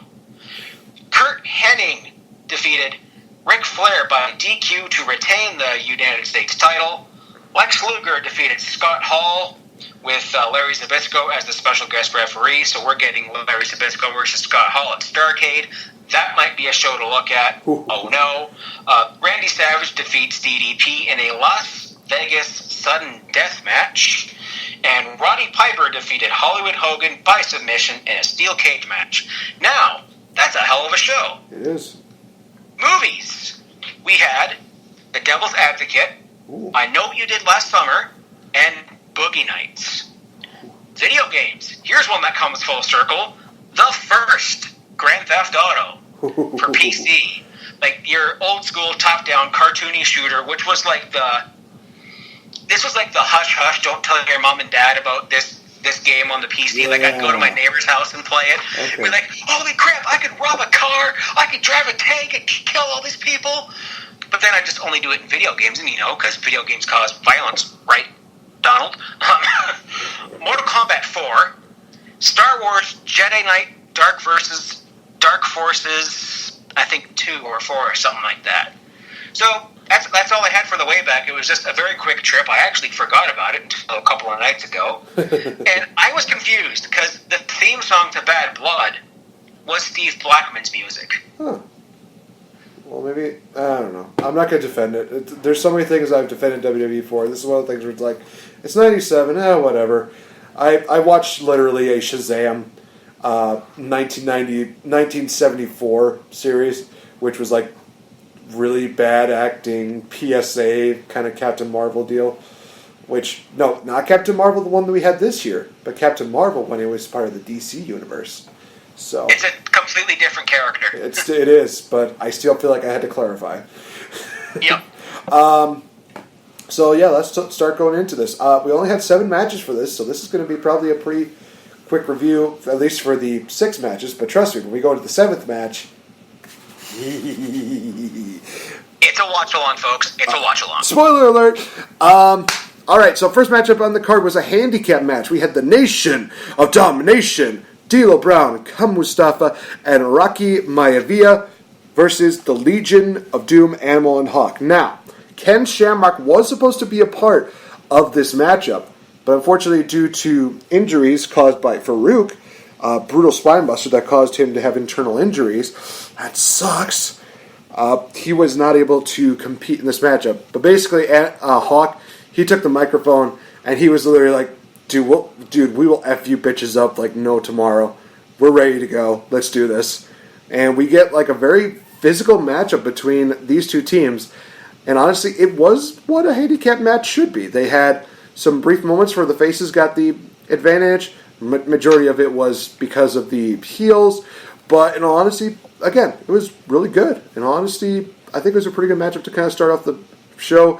The ending, which we'll probably mention this, involved Farouk. He got involved, and he basically distracts, I think it was Animal. Yeah, it was Animal, because they were setting up for the Doomsday device. They were ready to go, but unfortunately, Farouk got Animal's attention. He got thrown out of the ring, and then we see Animal going right after Farouk. Kama hit Hawk in the back of the head with a spin kick, and we see Rock hit the rock bottom. 1, 2, 3, picking up the victory. And this is also kind of the peak, if not the starting peak, of the whole Rocky sucks chance. So this is when we're starting to see Rock slowly get that metamorphosis into becoming The Rock. So this was kind of an interesting matchup, as far as fan interaction goes. Match itself, it did its job. I thought it was pretty good. hate the fact that I saw my tag team, my boys, Legion of Doom, lost. But at the same time, it's like, they'll probably get their win back a little later on. And trust me, when I found out about the results of the tag team title matchup, and I found out, what would happen a little bit later on, they got their win back. Trust me. We'll talk about that when we get to it. But, Fretz, your thoughts on this opening tag team, this handicap match? Yeah, it was a hot crowd opener. This was like the Rock when he was just starting to get his heat. And I love the crowd shots. You see a guy doing they do the Nation of Domination fist, and then boom, flip the bird right at him. Yes, I love that. I did the exact same thing, because a month after this, I've referenced this before, and I'm going to reference it again, but I went to a house show in Barrie, Ontario, 4 days after the Montreal Screwjob, and there was a match there where it was the Nation of Domination against the Disciples of Apocalypse in an 8-man tag, so it was Rocky, D'Lo, Farouk, and it was one of Crush's last matches in the Fed, actually. He got injured and left just after this, so he's just The Rock has been to many places, but you jabronis in Barrie are the worst The Rock has ever seen! So fun, and just Rocky sucks. It was kind of started before this, because the crowd hated this, plucky, blue chipper, goody-good baby face. We were getting to the whole advent of Attitude. This is still technically a new gen, but we're approaching the Attitude era here, folks, and you can tell. That Spinebuster was sick. Rocky getting all of his heat. Hawk had an awesome hot tag, and you started off right. I was disappointed with the LOD losing, but as we've referenced, they would be getting the tag titles 2 weeks after this show, so bring it on. Yeah, roughly about that time. The next matchup, which they replaced the Dude Love Brian Pillman matchup, was a we'll call it a minis matchup. I'm not going to call them midgets because that's not politically correct. But yeah, I think we'll just call them the minis for this one. We had Max Mini. Okay, now I realize I need to change that because of that name. And Nova taking on Masonic and Tarantula. I'm not going to lie. I enjoyed the good first couple minutes of this matchup. I thought that, them doing the whole, heels are getting their comeuppance and they're basically running into each other. I thought that was funny. But then that shtick kind of fell flats after a while, and I was just kind of okay, this is getting boring now. Okay, let this thing end. And then finally at the point, it's please let this matchup end. And it did in the most weird way, where I think it was Mini Max did this crucifix pin on Tarantula, and he kicks out at 2, but the referee called for a 3. It was a bit of a that ending was a bit of a hot fiery mess. But like I said, it's an entertaining matchup. It wasn't one of those matches that I'm going to say it was the worst thing ever. No, it was there. It was there for entertainment purposes. I get it. I'm not going to shit on it. Does it get worse than matchup of the night? I think it's kind of it does for me. Maybe. There is one other matchup where it might kind of, where it might kind of do its thing, but we'll see. Nothing else really to say about that. Mini Max and Nova win. A lot of short jokes. King being a bit of a dick. But what do you expect? He apparently hates little people. I guess he hates little things. Wonder why. I'm just going to leave it at that. I completely skipped this match. I tuned out. But I was paying a little bit of attention here to Sonny and Michael Hayes plugging the Superstar line. And I called the Superstar line around this time, and I got in so much shit. Oh my gosh, I remember that. This was probably one of the few times where I looked and I said, okay, I understand how back in the day, nowadays it was like Tori Wilson, maybe nowadays you would probably see Sonya Deville. Our days, Tori Wilson. Back in the day, definitely was Sonny. Where the eye candy, they were there. They didn't need to wrestle. They just needed to look pretty and have a little bit of talent. Thankfully, Sonny had enough charisma, so that kind of saved her throughout the early parts of this deal. Tori Wilson had the same deal. We kind of trash talked about her wrestling abilities during No Mercy deal for 2002, but it was still one of those things where at least she's trying. At least she's trying to at least be talented, or at least trying to be a great wrestler. Obviously, it didn't happen, but at least she made good with what she had. So I definitely do see the the nice little eye candy and the joy that people had with Sunny. Speaking of which, she was the special guest ring announcer for this next matchup, which was for the tag team titles. And one thing I will say about this is that she does a great job with that, and the fact that she talks about her history with tag teams, and it's like she did manage a lot of teams during this time. Including the Godwins. That's true. This is very true. Speaking of which, yep, they're the ones challenging the Headbangers for the tag team titles in this matchup. I'm not going to lie to you, Fretz. First time seeing the Godwins in this deal, I was literally thinking, I'm scared. These guys are like those really crazy hillbillies you would see in horror movies that try to, Deliverance. Yeah, it is like Deliverance. It's one of those things where I'm just literally like, I'm scared of these guys. Even like throughout the matchup, I'm like, I don't want these people on my screen anymore. And here's Uncle Cletus. No, get him away. Get him away. You know who he was? Who was he? Do you remember a wrestler by the name of T.L. Hopper, the plumber? That was him? Yep. Oh my gosh. I believe that was... I'm going to verify this right now, but I believe T.L. Hopper was... Was Uncle Cletus? Was Uncle Cletus. He did not last long at all. So this is his only pay-per-view appearance, folks. Enjoy it while it lasts. Right? The match itself, I thought it was pretty serviceable. Nothing really like too crazy. The Headbangers definitely were fan favorites, and they talked about the crazy, the crazy, stuff that they were wearing. That I think like the piercing of the tongue, they did like a slow mo of just that. To which I'm like, what the? No, we don't need a slow mo of that. I'd rather focus on the matchup. Thank you. Yeah, honestly, it was a pretty interesting matchup. We can't really deny, Uncle Cletus that well of not being a successor for the tag team division for his first tag team, because he's the reason why they won. We got that kind of now what we know is like that Batista Cena powerbomb deal where one of the Headbangers is going for a dive. We see one of the Godwins, bam, hits a powerbomb to connect. 1, 2, 3. Godwins are the new tag team champions. But it doesn't end there, folks. Oh, no.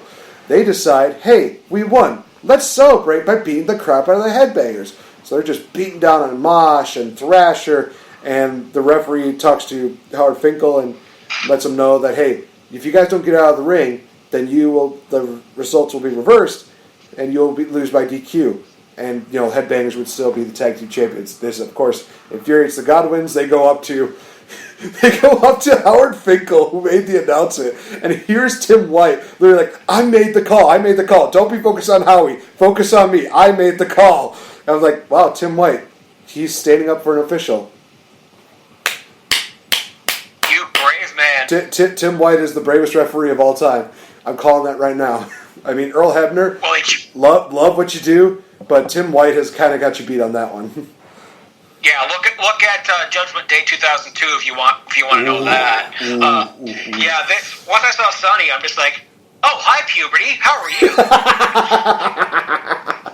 Her voice, it's like, it's like she was almost as bad as Deborah was when she did some ring announcing in 2000. Ooh. Like it was very bad. And then woof. They were referencing when Sunny got slopped, and the rumor and innuendo, well, about that part is someone came in the locker room and was like, Sunny's getting slopped tonight?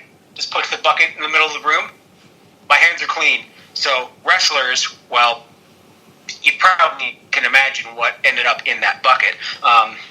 Especially if, X-Pac was not there. No, X-Pac might have been on his way out to WCW at this point. This was like early '96, and then Jerry's just like, "This is the worst thing she was ever involved in." Oh, buddy, just you wait. Right. She pooted. That's all I'm going to say about that. I thought we were going LOD 2000. What? I thought we were going the LOD 2000 route. Oh no! I was not. I was going but happened a couple of years ago, which we'll never talk about again. No. Just because Bruce Pritchard in OSW Review actually reviewed it. Oh, God. Yeah, it was funny as hell. So I liked how the headbangers were like the Eric Rowan of its day with all the heavy metal T-shirts. Like, typo negative. Get right in there, headbangers. Be like, you'd have typo negative shirts, Metallica, Megadeth, AC/DC. Who else would have been big metal acts at this point in time? I could have swore they had like a Beavis and Butthead shirt in there at some point, but just, man, it takes me back. I'm a big, like, metalhead here, right? That move that Mosh was going for was actually his finisher, like a seated senton off the top rope, kind of like the Molly go round without the go round. Okay. Like a mosh pit, like a flying butt thing. Mosh pit, but you get like Henry just kind of botched that power bomb just a little bit. It was kind of bad, but yeah, you had the heel deliverance. Creepy Godwins, they're not the don't go messing with country boys anymore, unfortunately. They dumped Hillbilly Jim for this guy, but after, spoiler alert, they lose the tag titles to the LOD, they just beat the shit out of Cletus, and then eventually become suits and problem solvers for Jeff Jarrett. Yeah, fair enough. Next matchup on the card here is the shortest matchup on the card, actually. That is for the Intercontinental Championship, the second matchup that was for a title, because the main event was actually for a contendership, not a championship. This is probably the least amount of title matches I've seen on a card, I think. So it's kind of a bit of a shock to me, now looking at it. Owen Hart taking on Farouk for the title. Honestly, I think what made this matchup great was Owen Hart and Stone Cold Steve Austin. Because Owen Hart had his wrestling deals, and he's, even on a bad day, he is still at least the reason why most wrestling matches he's in has that 1 star. Yes, I'm giving a lot of credit to Owen Hart because he's amazing. Fight me. Also put him on the Hall of Fame. God damn it. Yes. I apologize for saying GD, but it's at that point now where it's like, he deserves to go in. Yes, he does. But Stone Cold Steve Austin just coming out. He's going to present the title to the winner of this matchup, quote unquote. We see Stone Cold be forced to sit down by Sergeant Slaughter of all people, and he grabs the hammer from the timekeeper, rings the bell. Vince McMahon is just having a hissy fit of like, oh, is he the timekeeper now? Damn it! What the hell's going on here? He grabs Vince's headset and he just starts going off on Owen Hart and Farouk. It's so funny. And he even then gives him back his headset, and he just says, well, I'm going to give this back to you so you can actually do your damn job and call this wrestling match. It's one of those things where Stone Cold is like... the French announce tables, too. Oh, my God. Yeah, he goes to the Spanish announce table. I remember that. That was awesome.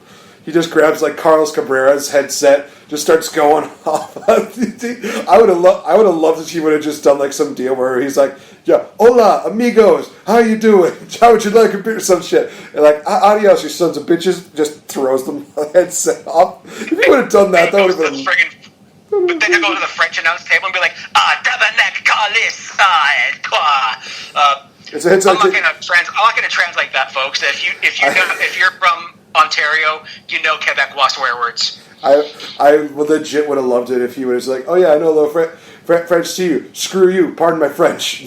That would have been amazing. That's like Norm Macdonald joke style right there. Him doing his, yes, doing his Burt Reynolds. It's so funny.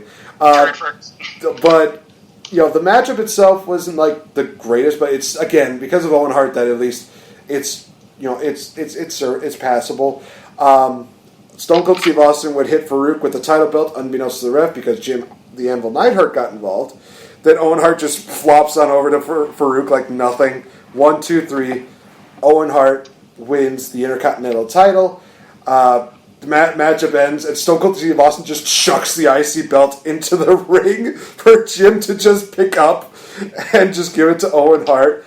Farouk is just all pissy and moaning, like, "Oh, we're Stone Cold. Well, damn, man, that was a stupid outcome. Damn, Stone Cold got in my business. Damn." Maybe I used one too many dams, but whatever. Yeah, honestly, this was probably one of the highlights of the entire show. Was Owen Hart winning the title again, because that meant we were going to get Stone Cold and Owen Hart again, which we did at Survivor Series, and it was a great matchup. Thankfully, it didn't end the way that the '97 SummerSlam match ended, Thank you, Lord. But yeah, it just definitely kind of set the pace for what was eventually going to happen about a month down the road. Honestly, I think that Stone Cold Steve Austin and Owen Hart is an underrated feud. I'm not going to lie. Totally, man. I enjoyed this, and just seeing this made me realize how much I miss Owen Hart. Oh, shit. I got to mention this. Also, he was 2-time Slammy Award-winning Owen Hart with the Owen 316 shirt. I want that so bad. If anyone out there has an Owen 316 shirt or can get a hold of it, hit me up. I'll pay you. Like Owen 316, I just broke your neck. And it was around this time I bought the Austin 316 shirt. It was actually at that house show, and I wore it to church once, and only once. I'll say that. I wore it to the kids club church group Alana. I've told you about that, the Bible verse memorization thing. Yeah, I only wore it once. Even like my grade 8, like my elementary school was kind of like taken aback from it. It was mostly because of the skull on the back. Oh, jeez. You had Buzzcut Owen. Oh, Buzzcut Owen. Like just being an absolute twat. Vince is just like, hey, no, Austin, Vince, don't look at me like that, Vince, or I'll knock your life out. Then he goes to the Hugo Savinovich and Tito Santana, and immediately I'm like, Austin versus Tito in their primes, let's go. Ray Rougeau, of course, one half of the Fabulous Rougeaus with the Mountie, and Austin just going all over the place. Imagine if he did that today.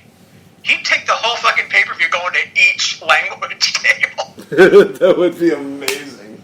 Oh my gosh. You see, like, and here we have Funaki and Yamaguchi-san, and Austin's just there. Then, like, and next we have Ray Rougeau, and you see him running.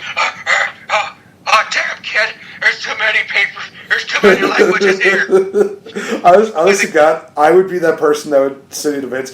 Remember when Stone Cold like took your headset off and just did this kind of deal? I want to do that for the entire night. Just like, even if it's like segment by segment by segment deal, and just literally have a conversation with just the people that are there. Like, oh, I know a little bit of Hindu. I know that your stuff is spicy, so thank you very much for reminding me that there's things worse than Taco Bell. Well, I know a bit of Russian, so I can go to the Russian table and be like, Привет, как дела? Хорошо. It's like, hello, how are you? Thank you. Oh, wait, спасибо. It's like, как дела? Then after I leave, spokojna noche, which is good night. Yeah, I worked with a couple Russian girls. They were super sweet and smoking hot. What a shock. I worked in this one summer. I worked in this kitchen. It was at a camp up north, Halliburton. It was a catering company out of Quebec. So they had like 10 Quebecois, one guy from Paris who's the best pastry chef I've ever met. Michael's croissants. Michael's Cafe La Berry in Lindsay, Ontario. Big shout out. Go there if you're ever in the area, folks. A Mexican, an Albanian, 2 Russians, me, and a guy from Toronto that lasted a week. Dang. That is quite the melting pot, for a lack of a better term. I'm sorry if that's I don't know if that's a bad thing, a bad term to use now, but it was a lot of cultures all at once. And it was just like the sous chef would start giving out directions in French, and I understood him because I knew what he was saying. And it's like Antoine, lavate lo mano, something. James, I'm like, I got it, dude. I know what you want. Right. Anyways, Sideberg here, just Austin going to all the tables. Your classic Ron Simmons spinebuster, and just Austin going to town on Owen. Just that feud was amazing. I love that they were still using Stone Cold despite the fact he was still kind of hurt. But then when he laid out Farouk, I'm just like, wait, what? You let Owen win. So then when you win back the Intercontinental title, it's that much bigger. You add a little bit of, what's that? I'm doing that guy with the salt emoji. Pinching the salt emoji here on camera here, so, folks. I thought this was a great match. Owen Hart can put on a good match against anybody. He can make anybody shine. And I look at the roster today and just imagine how good of a match he would have with almost anyone. Like, he had a dark match with Kurt Angle right before he died, and just to be a fly on the wall for that. Oh, Owen. Man, I miss you so much. Shout out to Ant, because this is also Ant's favorite wrestler. Yes. Oi. Yes. Oi. Ladies and gentlemen, we go into the 8-man tag team matchup in which we had Los Boricuas versus Ace and Nate's version 1. I mean, the Disciples of the Apocalypse. I am sorry, but as soon as I saw these guys and how they came out, I literally thought to myself, hey, Aces and Eights. Oh, they're not? Oh, sorry. Because they didn't have the bikes. It's one of those things where it's like Aces and Eights done right more than likely. But they're known as the Disciples of the Apocalypse. I'm still calling them Aces and Eights version 1. The better version, let's face it. Honestly, it was a pretty chaotic 8-man tag team matchup. Literally, I think the referee gave up halfway through, like, you know what, I'm just going to let these guys just do what they do and just let them beat each other up and blah, blah, blah. Savio Vega, once again, proving that he can just be a shine in any pile of poo. When they were doing, like, the whole deal where they're throwing, like, everybody into one of the guys, they do the clothesline, Savio Vega runs into the corner. Boom! Wheel kick into that corner. That was awesome. Matchup ends, though, with a tilt-a-whirl backbreaker, which don't really see that kind of a finish, but honestly, it was kind of cool. Kind of nice to see that. Disciples of the Apocalypse pick up the victory. And this was kind of like a hit-or-miss kind of matchup. Nothing really too crazy for me. I think it was just kind of there because they obviously needed to fill in the gap. I guess they realized, we actually have a little more time. Let's do this. So this was kind of a matchup that was thrown together, but it was serviceable. It was kind of it was like, it's kind of there. It's cool. Gang Warfares. These 8 guys had so many matches in 97. It was like what's the most overblown, overbooked, overdone feud recently? I don't know. Brock and Roman. Yeah. Pardon? Brock and Roman. Worse. Oh gosh, even worse than that. That's saying a lot. Oh no. There's like almost every pay-per-view from SummerSlam on just had any variation of these 8. And they were bad. I mean, you're right about, Savio Vega being like a shine, being a diamond amongst the turds, especially when he was quieting, which was a turd of a gimmick, but he could put on a good match, do a good super kick, and do a green mist once in a while. And if you like tilt-a-whirl backbreakers, then you'll love DOA versus the Truth Commission at Survivor Series 97. they went with a scoop slam. This match was, for fuck's sakes. And Chains was fake Taker. Yeah, I think we can leave it off of that. I think that's probably the best way of putting it. So we go into the pre-main event, which was a flag matchup, and they made a special stipulation that you could win by 3 ways. By pinfall, submission, or retrieving the flags. Guess what? That part stipulation didn't matter. Capture the flag! We have the Patriot, who used Kurt Angle's old theme music, which is it's so weird hearing that theme music without the, you suck deal, but this was the first guy who did it, and did he suck? Yes and no, per se. Patriot and Vader taking on Bret Hart and the British Bulldog. Fretz, I'm going to have you take over for this one, because I got to handle some business, and we got to get set up for this watch-along, so I'll have you take over this match. Floor is yours, my friend. Yeah, well, this won't take long. I didn't take that many matches, but this was in the middle of your classic America versus Canada feud, the Hart Foundation versus the world, classic anti-American this, anti-American that. I was a huge mark at this point in time, so I had a hard time cheering for the Hart Foundation, despite the fact that they're also Canadian. Looking back, I would cheer the absolute crap out of them now. So I had Vader and the Patriot. I'm looking in this match, and I'm looking at this pay-per-view, and it's just so tragic because there's a lot of deceased wrestlers in this, and it makes me so sad. So what we had here was your classic feud. Side note, Sideberg, that the the Patriot Kurt Angle music was also used by Sergeant Slaughter in December at In Your House to Generation X, when Sergeant Slaughter wrestled Triple H in a boot camp match, an old school hardcore gimmicky match that Sarge used to use in the 80s. And probably the 70s, maybe even when he was the Iraqi sympathizer, he did a variation of this as well. So you get a game of capture the flag, but in the wrestling ring, taking me back to public school, saying, capture the flag, put blah, blah, blah, blah. And some spots in here you had Brett suplexing Vader. What? I mean, I believed it when I saw the British Bulldog do it. Like, British Bulldog held Vader up for the friggin' side suplex, which is just unreal strength, probably assisted strength, if you know what I mean. The ref just cannot control this match, and Vader does a moonsault in which he lands on his feet when he fails to connect with the Bulldog. Wow. And looking at this is just a stiff potato fest match. I think there was a lot of receipts handed out in here. But of course, we see a bell get involved. Someone gets their bell rung, pun intended.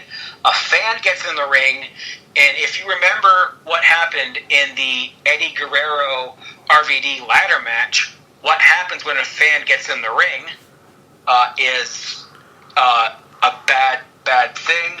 And Canada wins, and yeah, this was fun. I think all these guys were kind of working hurt. Like the Patriot was hurt, Vader was hurt, Bulldog. They might have all been hurt, but despite that, they put on a good match. Canada wins this match. Please stand up for the national anthem that I'm not about to play. But yeah, not bad at all. This was kind of one of those matches where it was okay for me. I think that maybe went a little hair too long. One thing I do remember for this match was the Patriot, quote unquote, reversing the sharpshooter on Bret Hart, and I literally thought to myself, "Wow, who'd have thunk that we would have had somebody worse than Lacey Evans trying to apply a sharpshooter?" Congratulations, Patriot! You've done it. You've made me appreciate Lacey Evans that much more. Only by like a grain's salt, though, so if that makes any sense. So, guys, we would go into the main event, but why not just listen in on it more? Because we're going to be turning it over to the quote-unquote WWE Network, because we're going to be watching along with each other to watch the main event of Bad Blood. So we're going to take a little quick commercial break, get everything set up, and we'll be back, and we're going to have a little bit of fun with this. So stay tuned. The first ever Hell in the Cell match will be reviewed in just a bit. Hi, I'm NateFNGreat. You know what's really fun, you guys, is just spending some time creating wrestling moments, whether it's being in the crowd, cutting promos, or just really kind of beating each other up with a chair or a trash can. Well, let's just say that there's a safer way to doing that without using an actual chair or a trash can. Go over to Great Minds Revolution Incorporated. My buddy Kurt has actually created a very safe and fun way to be a wrestling fan without the necessary lawsuits of basically beating each other up with real stuff. He has an inflatable chair that is really fun to just whack around, and it could also double as a little floaty for a pool. He also has the inflatable trash can, which, you guys, is really awesome because let's say maybe you don't want to use it for wrestling matches. You could use it at your barbecue, your next big tailgate party, whatever you could think of. Great Minds Revolution, Inc. They do a great job on making wrestling fun again. Proud friends of the Game Changer podcast. Buzz, guys. My name is Kate Murphy of the Kings of the Ring podcast, and you are listening to Wrestle Addict Radio. Hey guys, this is NateFNGreat. Hey, have you ever wanted to be a champion but can't seem to really find the money and the time to get a championship belt? Well, you know who's a really good friend of mine? AJ from AJsBelts.com. These guys have a large assortment of championship belts, from classic belts to the modern day belts to championship belts you would not even believe. And guys, like I said, they work with you very well. With an awesome layaway program, there is no way that you can beat these guys' prices as well as these guys' deals, especially when you can give them a little bit of money every now and then until you can get that championship gold. coming from a guy who's a champion and a game changer. I'm indeed NateFNGreat. I'm representing AJ'sBelts.com, proud friends of the Game Changer podcast.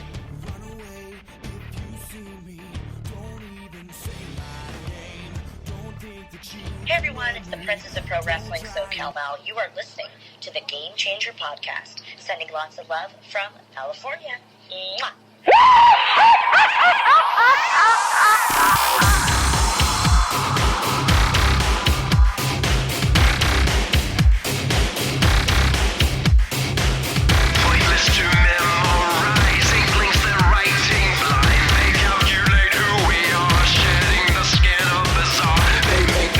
And they know systematically they're low. High living the way I started out into fame. Pointless to analyze what we cannot energize. Hatred is steering me wrong because the hope is all gone. And the angels fly over my head down. The hope is all gone. Who are the demons hiding inside?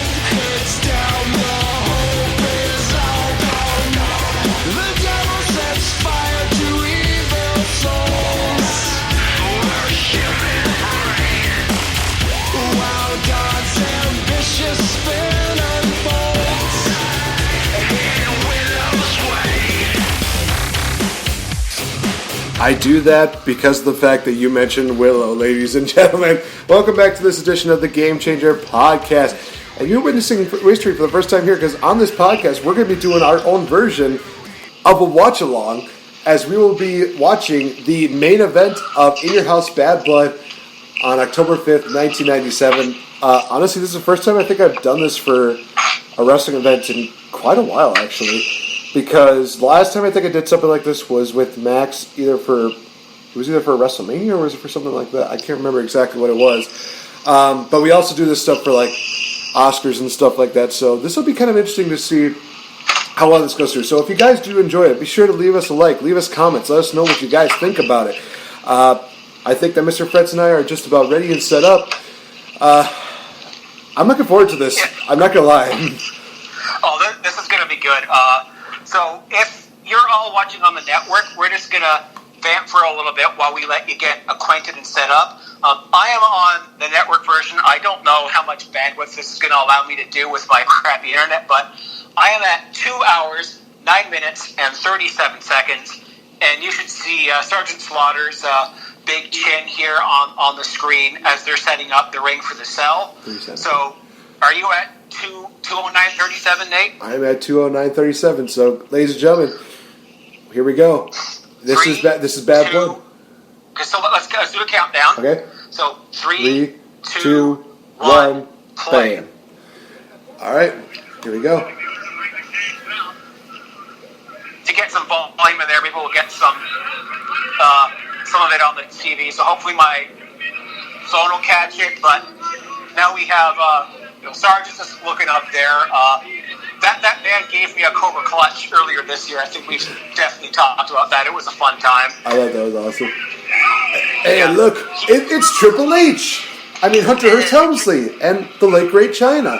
Awesome. Man, early degeneration next year, and I think we're going to see another former member who is no longer with us coming up here with them. Oh, that's right. We're pointing to the entrance here. Howard Fink up. You know, I forgot Michaels ever held the European title. It was that his reign was that memorable. That's right. I remember this. I mean, it's literally like he beat the British Bulldog, and that was all kind of like the history of it. And then, the insurance policy. You know, there was a whole story behind it here.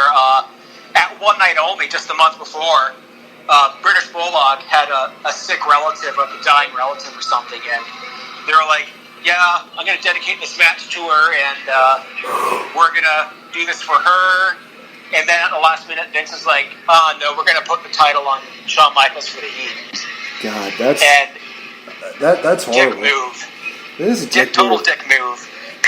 This was peak asshole HBK. Oh my God, I love peak asshole HBK. I remember. And Oh, sorry, go. I was gonna say, I remember like all the skits that they used to do, especially when they had that grilling deal in the middle of the ring, and they just are talking all these wiener jokes, and Sean just looks like he wants to bite that large sausage, and he just wears the stupid little chef hat. Oh yeah, then he's like Triple H is all like, we're gonna separate the men from the boys, and it's like cocktail wiener. Then it's just like a big ass deli sausage before it gets sliced. Oh my gosh! Yeah, boys, you're overcompensating. At least I'll be honest with. Well, never mind. As we watch Hell in the Cell, we see here the late great Rick Rude. Oh my goodness! If there was anybody I wish who could still go at this point in time, this guy was something else. Like, he was a genetic freak before there was genetic freaks.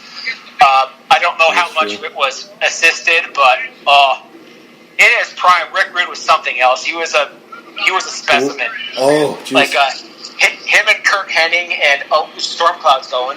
Yep. But you got him and Kurt Hennig went to the same high school in Robbinsdale, Minnesota.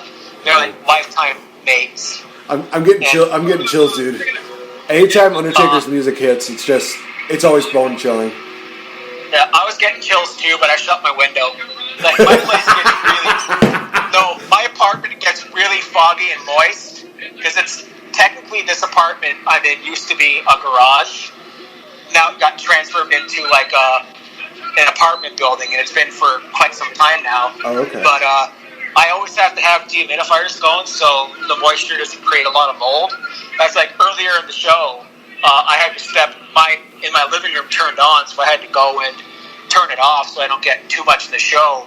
Like, whenever I have my fans going, like, by my bed, because I'm in my bedroom here right now, the fans always make it on the podcast. And sometimes it drives me nuts. I can only imagine what some of the audio listeners think. But, oh, man, here we go, Taker. He gets chills every time. I don't have them right now, but just, my lord, this entrance. And honestly, I kind of dig the whole, lights kind of flickering before they just went completely out. That actually did say, hey, something wicked this way comes. That's a Disney reference for those of you that are under a rock. But my God. I don't get that one. I'm a Disney guy too. There was actually a movie called Something Wicked This Way Comes, so that's where the reference comes from. Okay, I haven't watched that much Disney in the past. Like, the last Disney movie I watched, and it wasn't by choice, it was Frozen. I wonder how many people are going to be now like freaking out, like, Fretz doesn't watch Disney stuff. He hates Frozen. No. Here's the thing. I do watch Disney stuff. I just haven't watched a lot of current. Like, I still haven't seen Toy Story 4. I actually kind of refused to see that movie because of how Toy Story 3 was just the perfect ending in every way possible. And then, screw it, let's do Toy Story 4 because money. No, thank you. Bo Peep's back. I don't care. Still, no. No, I was coming back. I'll wait. Just, here come the lights. He is a tease. He is such a tease. Come like, on. No. We never know if he's gonna. I think you're a little bit ahead of me, bro. There it is. Yeah, I'm like 3 seconds behind you. I'm 3 seconds? 15, 25, 26, 27. Yeah, bandwidth problems, man, but we could probably still vamping with this. Like, God, yeah. Last couple of weeks, Bones and Doc Haas, shout out Fourth Wall guys, we swear we're not ripping you off. They did a couple of watch-alongs with AEW and NXT matches, and I must say, they're just so entertaining to listen to just because it's Bones and Haas. They were talking about some stuff, and they referenced me last week because, well, they were talking about Alex Trebek, who's sadly, he's has like stage 4 cancer, and we don't know how much longer he has, and it's so sad. And Trebek's a fellow Canadian, and I've watched Jeopardy as long as I can remember, like not in recent years, but he's just a staple in Canada. And then he mentioned something about Eddie Van Halen, and I've heard conflicting reports about Eddie, and I hope to God that he's okay. He's like the best guitarist of all time, but here we go. No, Michael's here, just running away. Taker, just stalking him like a hair, shark. Teardrop tattoo. He's stalking him. Michaels is backing down. The bell just rang. Yeah. I think I got us in sync now because I think we're either like only 1 second apart or just like a millisecond apart. Duck, clothesline, boot. Right on the chops. Just how good HBK can sell. This was like HBK selling for Hogan, but not being a dick. Right. He's selling because, well, he's got to be the top guy. He's got to be that. He's going to be the champion again. He's got to be amazing. He's selling for Taker because A, he wants to, and B, if you don't sell for Taker, he will murder you. Man, that bounce off the turnbuckle. Oh God. It's just. But back to the whole Frozen spiel. About 5-6 years ago, I was at my alma mater, Emmanuel Bible College in Kitchener. They were having like a big a 75th anniversary celebration. Oh, chokeslam? No. Boot? Not yet. Having a 75th anniversary celebration. So my friend and I, from up here in Sable, went for a ride. And on the way home, he had his small kids. So he's like, okay, we're going to watch Frozen.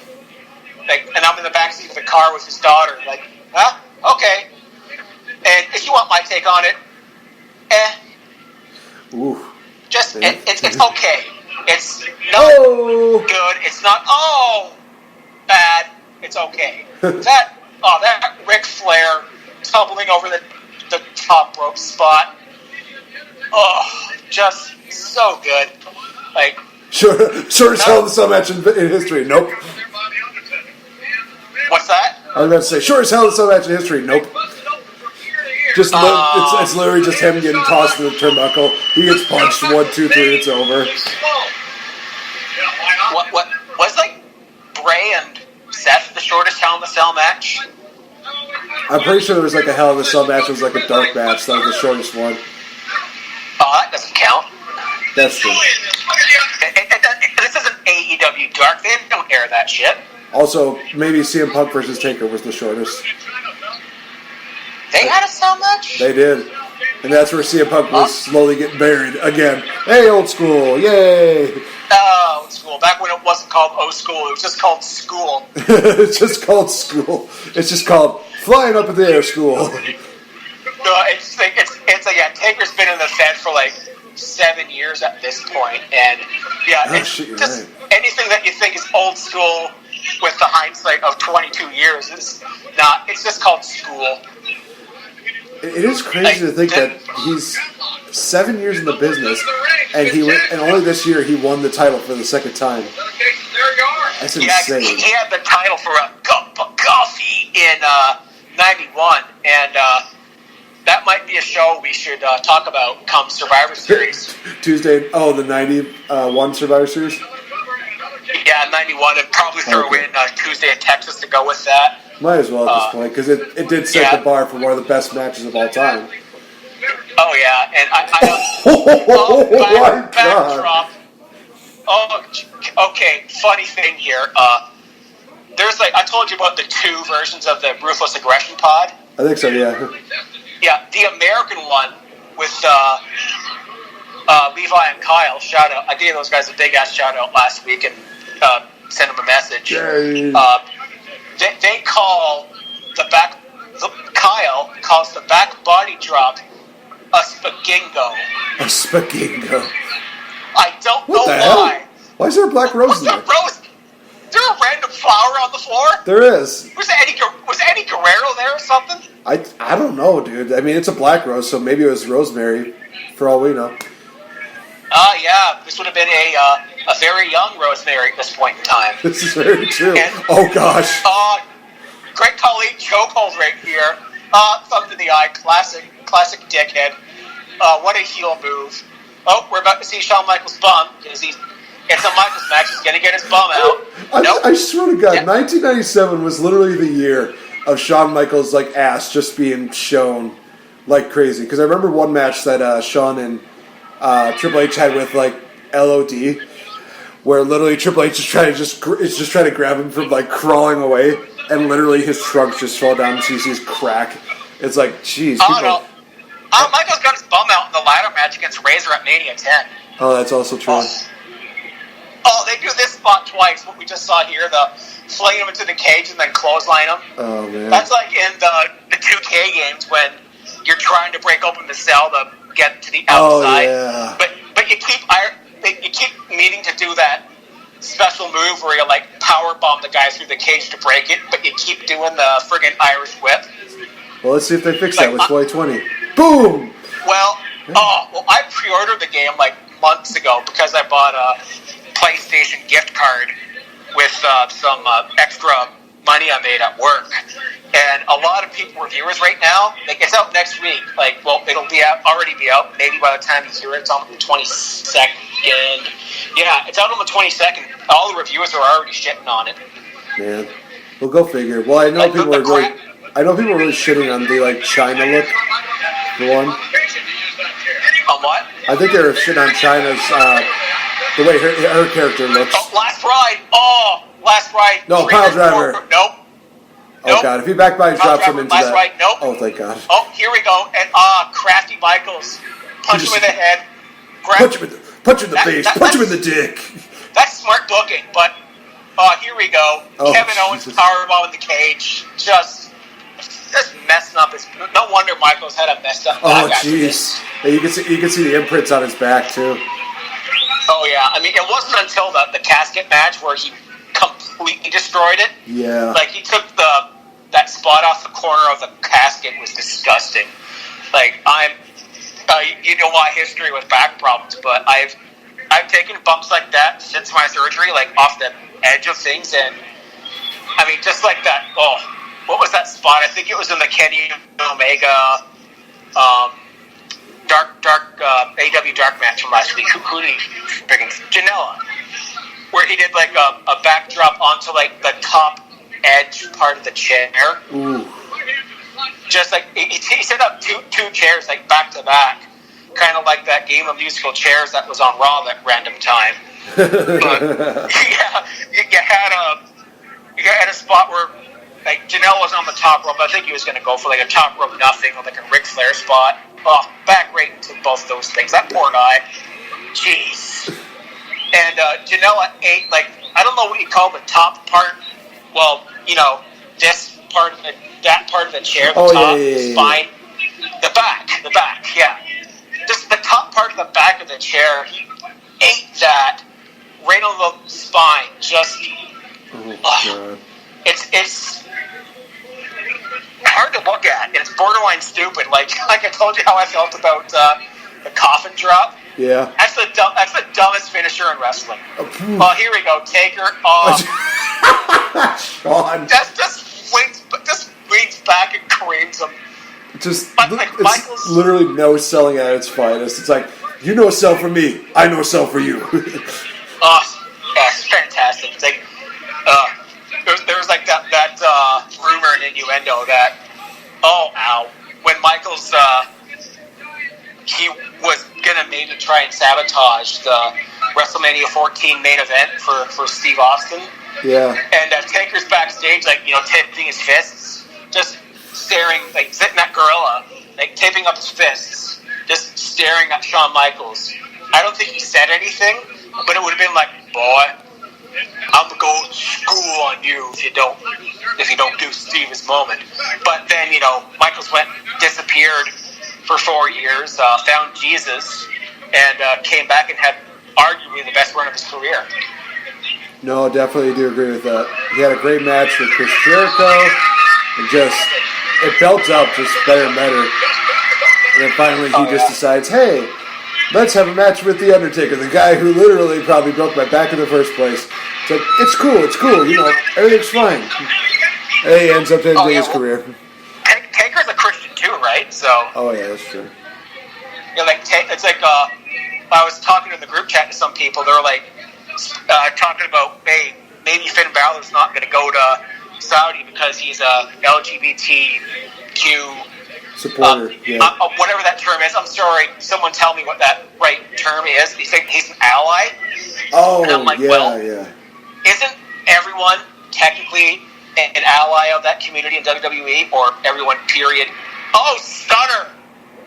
Oh, nice little hangman. Not hangman. Hot. Oh God, what do they call it? Slingshot, hot shot. Hot shot. Thank you. Yeah, just a stunner hot shot with the ropes. I'm like, yeah, I think everyone in WWE, or at least should be, an ally. Like, all of us at Wrestle Live Radio, we're very inclusive because we have, someone, is it a binary, non-binary? I'm sorry if it's the wrong term, but we have a person who identifies as that. Okay, that was dumb. He goes for a suicide dive and just creams his neck off that cell. Hey, Sean, you're not going to get out. Oh, elbow drop. That's nice. Climbs up and does a little elbow. Nice. He just spits in the kid's face. Someone's been friggin' playing like SmackDown versus Raw 6 years before it came out. Right? Oh my God. Yeah. He's going to go for a running start here. They're like. God. I thought he was going to go for like a shooting star press. Sean just pulls out a shooting star. Okay, I want to see Shawn Michaels try that. Like, you remember the team of London and Kendrick? Well, there was a spot on Raw where they wrestled the world's greatest tag team. I think it was like a 6-man match with Jeff Hardy and Johnny Nitro. Oh, those stairs that weigh like 2 pounds. Yeah, you can tell. Look how hollow they weigh. They weigh like 30 pounds tops. But there was a bit in that match where Paul London runs along the apron and does the friggin' shooting star plunge on to Benjamin. He's like, you see, he comes out of nowhere. Like, he comes right into the hard cam. Like, just flies over. Oh, kind of like that elimination spot he did on the Rumble where he shooting star pressed himself. Oh my gosh. So sick. And Shawn Michaels tried to do that, obviously. It would suck. Oh, boy. Oh, we're going to try for a pile driver on the steps. Hey, cameraman, come on, move. There we go. No. Oh, nope. He botched. There was a botch. Hey, Matthew, have you covered this match yet? Probably. Botchamania. Oh, no. Ooh. Oh, gosh. Pile driver. You know, really, he used that as his finisher once? A couple times? Probably. Wow, Sean, chill the hell down. He said, he said a naughty word. You said a swear. Get your bum out of frame, Michaels. I mean, I'm not gonna lie. It's a nice butt, but I don't want to see it. It's really one of those things where it's like Billy Gunn was supposed to be Mr. Ass. No, that's Shawn Michaels' motto. I'm sorry. No, Shawn Michaels Shawn Michaels has got a better butt. Like hetero talking here, but I'm not afraid to admit when when a guy is good looking. Oh, there we go. Yeah, but we had that. I don't want to talk about Saudi again, but just clarify that stuff. It's like with Finn's like an ally, like awesome. Like I love him for that. But I'm like, I think this is a dirt sheet shit, right? This is probably like a Meltzer thing. He's just making assumptions about why Finn maybe won't go to Saudi because of that. But then why does Saudi allow WWE's got a lot of hardcore Christians there, like HBK, Taker, AJ Styles, Chris Jericho when he was there. They're all super Christians. I'm like, well, I'm surprised Saudi allows them there too. So it's weird. And it's funny, I'm looking at my calendar. Well, since we usually record on a Thursday, Saudi shows on a Thursday. Guess who's doing a watch along? No, we're not. Guess we're not watching on Thursday. Yeah, I'm gonna be honest with you. If I work I work this afternoon in like an hour and a half. If I have that Thursday afternoon shift again, I'll probably watch a chunk of it after work. Right on the back, steel chair. Oh gosh, it's one of those old-fashioned chairs that have like the little connectors at the bottom. It looks so weird. Oh, Oh yeah. It's just like you can tell it's a gimmick chair. I'm gonna call it that from now on, the gimmick chair, until I see one. Yeah. I just want to see someone get smashed with, one of those folding chairs that have the foam padding on it. Oh gosh. Yeah, I used to have right on the my parents used to have. It wasn't like a kitchen set, but it's something that we toss that, why won't you? That chair had family, damn it. That would have hit Dusty Dave because when he was at front row at a pay-per-view recently, that would have hit him. Right. Because he was hard campsite on the right side of the ramp at I think it was Money in the Bank. Somewhere around there, yeah.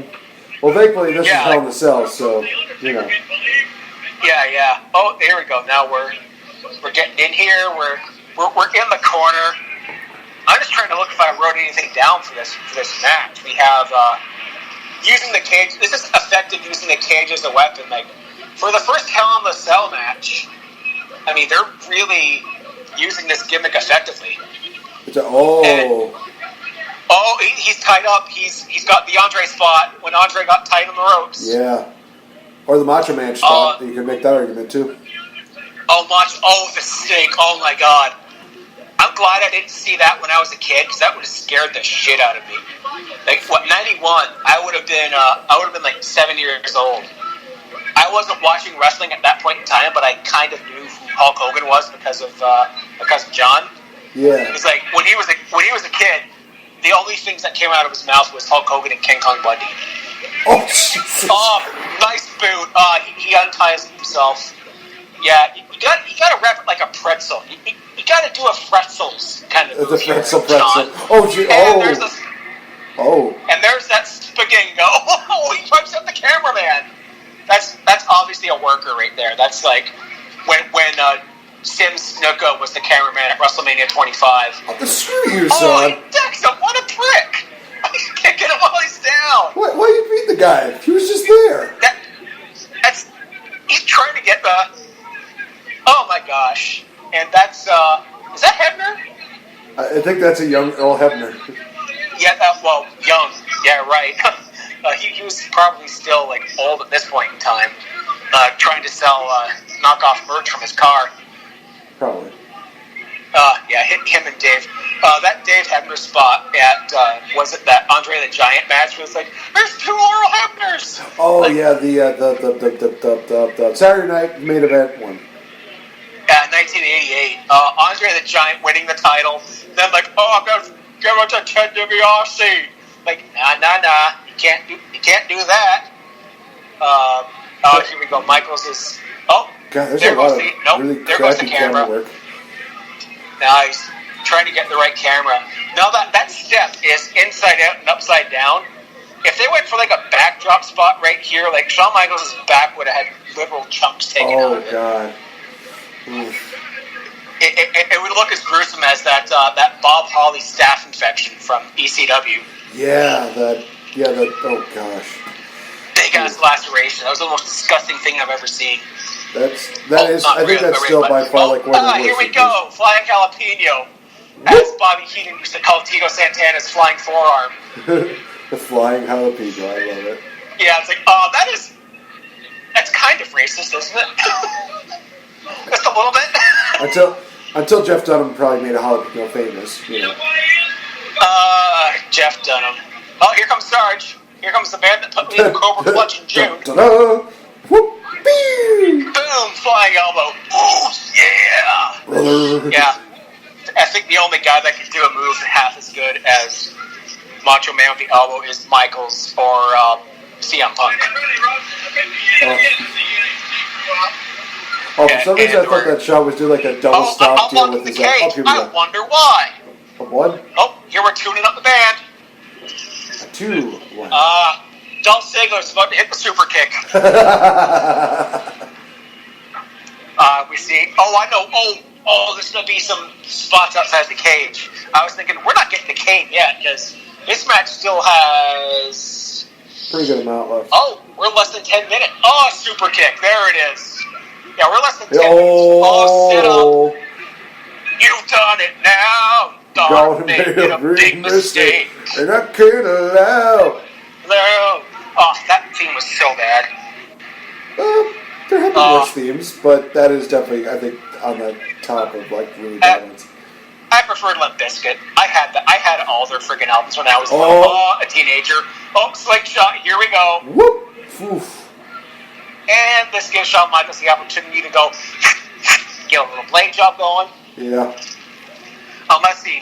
Nah, I don't think he did it hard way here, but we have just. I'll look at these guys like Michaels and Taker, and I'm like, this is kind of an opposite person. Like, these two have like opposite personalities when it comes to gimmicks, and that was no more prevalent than that WrestleMania where Shawn Michaels came out as like a white angel. Oh gosh. Snake eyes right into the cage. Just he ate that thing for dinner, and then had some for leftovers. Like we just had Canadian Thanksgiving this past weekend, and that's a hot turkey sandwich like 5 days after having it. And then okay, time to throw it out. And another one, just coming right into your living room here. Man, this Hell in a Cell matchup still holds up even after all these years. It truly does. I think it might be the best Hell in a Cell match ever. Like a lot of people think, what about Mick Foley? Well, that was not so much of a match as it was a spectacle. Okay, that's fair. That I can give you. Yeah, it's just like there wasn't a lot of actual wrestling and brawling in it. It was just Mick Foley taking like half of his life expectancy off of it. And here comes Michaels. He's climbing the cage. We know what's coming, folks. Oh boy. But I like the whole opposite personality. Michaels, like, well, at this point in time, he's like the sexy boy, ladies' man kind of thing. Taker's a zombie or a mortician, if you will. And then WrestleMania 25, he's still the dead man. Then Michaels is like the angel, the Christian, despite the fact that I think Taker's a recent convert, unless he's been for a long time. I don't know. Like, being one myself, I used to keep tabs on which wrestlers are and aren't, and then I just like, you know what? It's their own business. Like, and he was, no. Ooh. And the cage, wait, wrong match. I'm like, the cage is going to fall. Oh, God, if they both would have fell too, know your own for the PlayStation 1, this is when the cage would break and I'd bust through and win the match. Just rubbing cheese grater, man. And that's not even on the side of the cage. That's like the top of the cage, too. Yeah, that's, when we were talking about Tim White being the bravest referee of all time. Yes. Remember the Hell in a Cell match between Jericho and Triple H? That's the one, yeah. That's where the staple goes. Ended his career. He completely fucked his shoulder. Just toast. And he's a ballsy guy for doing something like that. Press. Okay, even when I was 13, I didn't think for a second Shawn Michaels was going to get press slammed off the cage, because he would have actually died. I believe that. I believe he would have actually died. And then I think that would have been like, it's like, okay, here we go. Oh boy. Now he's trying to escape. I mean, it's not like Mick Foley style, but you know something? It's still brutal. Just seeing this spot. It's still a great. This coming up right here. This is still a great bump. I mean, like Shane's was good, Foley's was good. He's hanging on by a thread, and it's like, nope, I'm gonna step on your hands. Michaels is still trying so hard to. God Almighty, he's killed him. He landed right in front of Tito Santana. WrestleMania 8 opponent. There's a full circle moment for you. That is kind of funny. I'm kind of glad that he missed the monitor spot of it. He kind of landed more towards like where the table kind of begins, where the announcers are. He kind of hits that end instead of like the edge where the monitors are. Thank God. Man, I swear, if he actually hit one of those monitors, that would look like a sumbitch. Well, he's bleeding like a stuffed pig, so. What's that? He's bleeding like a stuffed pig, so. Oh yeah, he's bleeding hard. Sean kicking out of the wires. There's another one. Landing right in front of Ray Rougeau, the Mountie. Just getting his blood all over the place. Like, I hope it's not a Bob Orton situation where he's got like hepatitis C. That's true. There's an attitude adjustment, kind of. Undertaker's the first innovator of the attitude adjustment. I love it. The attitude adjustment's just a Death Valley driver, so Perry Saturn, you innovated that, man. Like, when I first saw that move, I thought, this is a freaking Death Valley driver. Like I was watching, what did I watch recently? Like, Backlash 2003, or listening to the Ruthless Pod. It's like, he just did a Death Valley driver with a bit of a different spin on it. There's a instant replay. I don't know if any of our audio is ending up on here, but we'll have to wait and find out. But now I got one of my buds out, so maybe it'll try to get the audio for the last part of the match. Maybe. But yep, they're going right back into the cell. It's like, we're going back to hell. Yeah. See you in hell. Oh my gosh. Look at that face. Oh, only a God. mother loves. Even then, maybe not. There's a point where the Undertaker had like not Undertaker, Shawn. It looks like he was having like a bloody nose. That was sick. What's that? It looked like his nose was dripping blood. Oh yeah. Are we? Oh no! Taker's gonna pull a Barry Windham and do a superplex. That move is seriously enough. Super choke slam. But when you get right, super choke slam. That's right. I would love to see that. Oh shit, he is doing it. I was just joking. I was just joking. Oh shit. Oh fuck. Oh no. Oh, here we go. Oh. Boom. Wow. Choke slam him to hell, you freak. That was good. But that was good. That was a great spot. He's dead. But I looked at that and think it was going to be a superplex. And like, imagine a guy the size of Taker, like Barry Windham's about as big, and he did the superplex as a finisher. Yeah. That height from the top rope, plus being on Taker or Barry. Oh. Just big blue chair. Nothing beats a big blue chair. Man, where's the parka when you need him? I was going to make a Bear in the Big Blue House joke, but I was like, no, that children's show doesn't deserve it. I think the Firefly Funhouse does that. God. Unprotected. And Shawn is right dead. in the head. Oh boy, here's the end is near. The Undertaker Cutthroat deal. Here we go, baby. It is over. Okay, let's. Lights out. Eerie music. Oh man, just let them sink in for this one. There he is. Oh yes!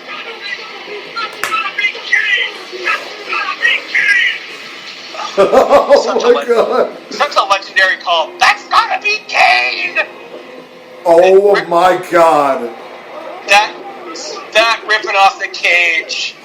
Look at the look on Taker's face. Jesus! Oh, Hebner's dead. See you later, buddy.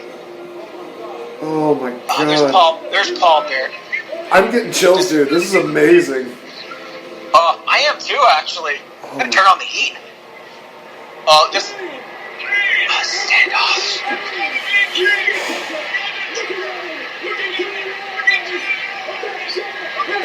Oh those dark eyes. Jesus. Oh man, that makeup was so fucking cool. Taker has seen a ghost. He can't believe it. Arms go up. Arms raised. Fire! Boom! Oh, there's the fire. Like, what the hell? Boots! And here's Kane trying to get into the right position with the hard cam. Oh, I'm going to drop you here. Nope, I'm going to drop you here. Bam! They should just use Shawn's like blood trail to just mark the spot for him and be like, you gotta stand here, you gotta go this direction to drop the tombstone. But my god. It's like that. So good. And out he goes. Now, still one of the greatest debuts of all time. This is the greatest debut ever. Like, period. End of story. This is the best debut ever. No, I agree. Like, of a new character. I mean, he was already a pre-existing wrestler because we all know he's Isaac Yankem, he's Fake Diesel, he's the Christmas creature. But Glenn Jacobs here, Kane, this story throughout the entirety of 1997 was in every way perfection. Promos, character work, Paul Bearer, Taker. One, slow count. This count is super slow. 2. Well, Taker looks like he's legit dead. Oh, they both do. 3, and it's over. Shawn Michaels retains the European title. Wait, that title wasn't on the line? No, I remember I was pissed when the European title wasn't on the line in this match when I was like 13. Like, why, hey, it's been 30 days, Michaels. Why haven't you defended the title? I was such a mark. And here comes Triple H to China. Oh yeah, they're helping him out. He's toast. Michaels is barely there, and Taker's still selling the tombstone. I love that. That is it's awesome. like that's what I like about. Like, I'm not gonna draw comparisons, but you get some matches today where like, yeah, okay, there's a finish of the match, and then the opponent just gets up and leaves. Like, dude, sell the move. That's like, I think Seth Rollins barely did any selling at the end of that Hell in a Cell match. Like, he got the mandible claw, coughed up blood, and then he probably walked to the back. Taker's still dead. He's still there. Let's look at this man we've committed homicide to. It's like Royal Rumble '94. Taker like legitimately flying up to the heavens and dying. Oh, Michael's getting pelted with trash. And I don't miss that in wrestling. That's a dick move. Like King Mabel winning the King of the Ring in '95. Just gets pelted right in the face with like a thing of Coke. That's right. Sean doesn't even know where he is right now. So good. I have to say something funny here. I didn't get to watch this pay-per-view live, obviously, but the night after, I'm watching Monday Night Raw, and I didn't know, like, my cousin told me, Kane debuted. I'm like, oh, Kane? He's like, yeah, and that's all he told me. And the first thing we saw on Raw was just fire, boom. Michael Cole's first night, he was interviewing DX. I thought Kane was Michael Cole. And then it's like, that was like his first night, like right before they go on camera, Michael stumps a liter of Coke down his pants. Oh, Taker slowly. Here we go. Nope. Here we go. He was giving the guy a wedgie on camera, just being a bellend. Taker's just coming to. He's got dropped on his noggin. He's pissed. He's seen a ghost. And yeah. And there we go. I'm going to hit. We got what? Yeah, literally like a couple of seconds left. I hit stop. Now that was a match. That was a moment. That's just storyline, booking, character, perfection. Yeah, that was amazing. Honestly, that's the first time I've ever seen that matchup, and God, like I said, it still holds up even after 20 plus years of doing that.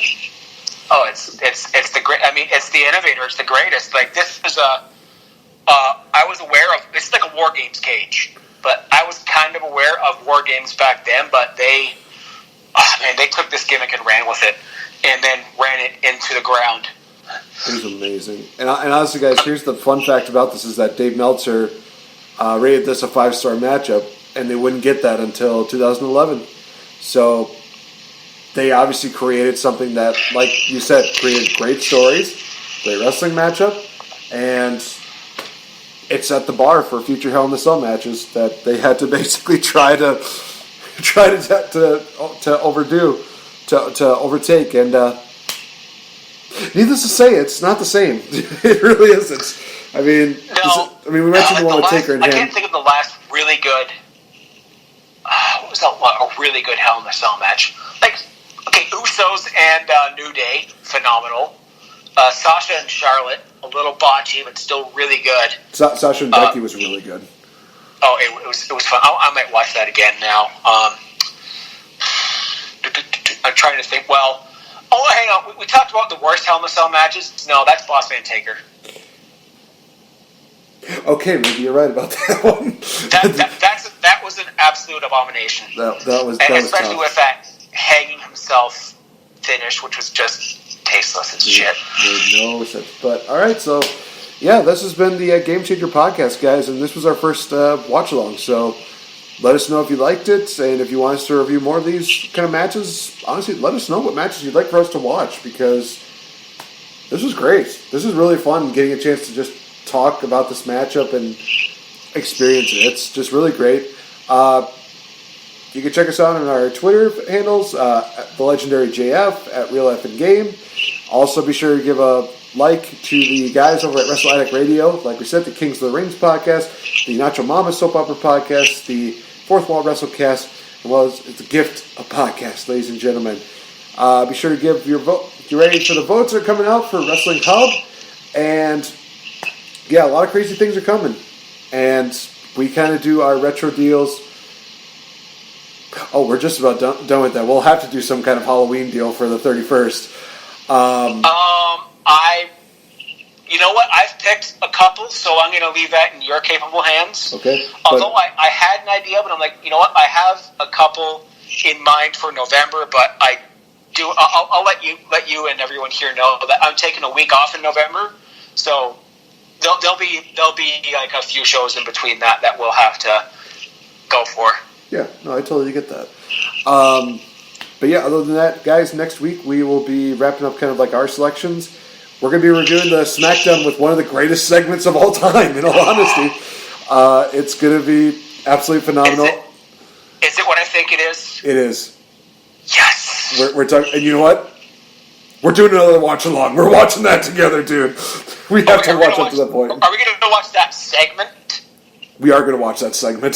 It's going to be a shorter episode, but I'm telling you, but it's worth it. I feel like it's worth it.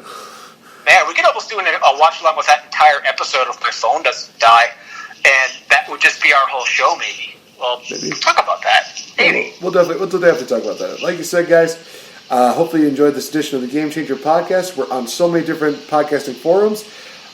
Be sure to check us out. Be sure to give us some likes. Be sure to also let us know what you guys think. Hopefully you guys enjoyed it. And Bad Blood 97. Pretty stellar event, but was definitely made amazing because of one match and because of one man. It's got to be Kane. So guys, bye. Peace out.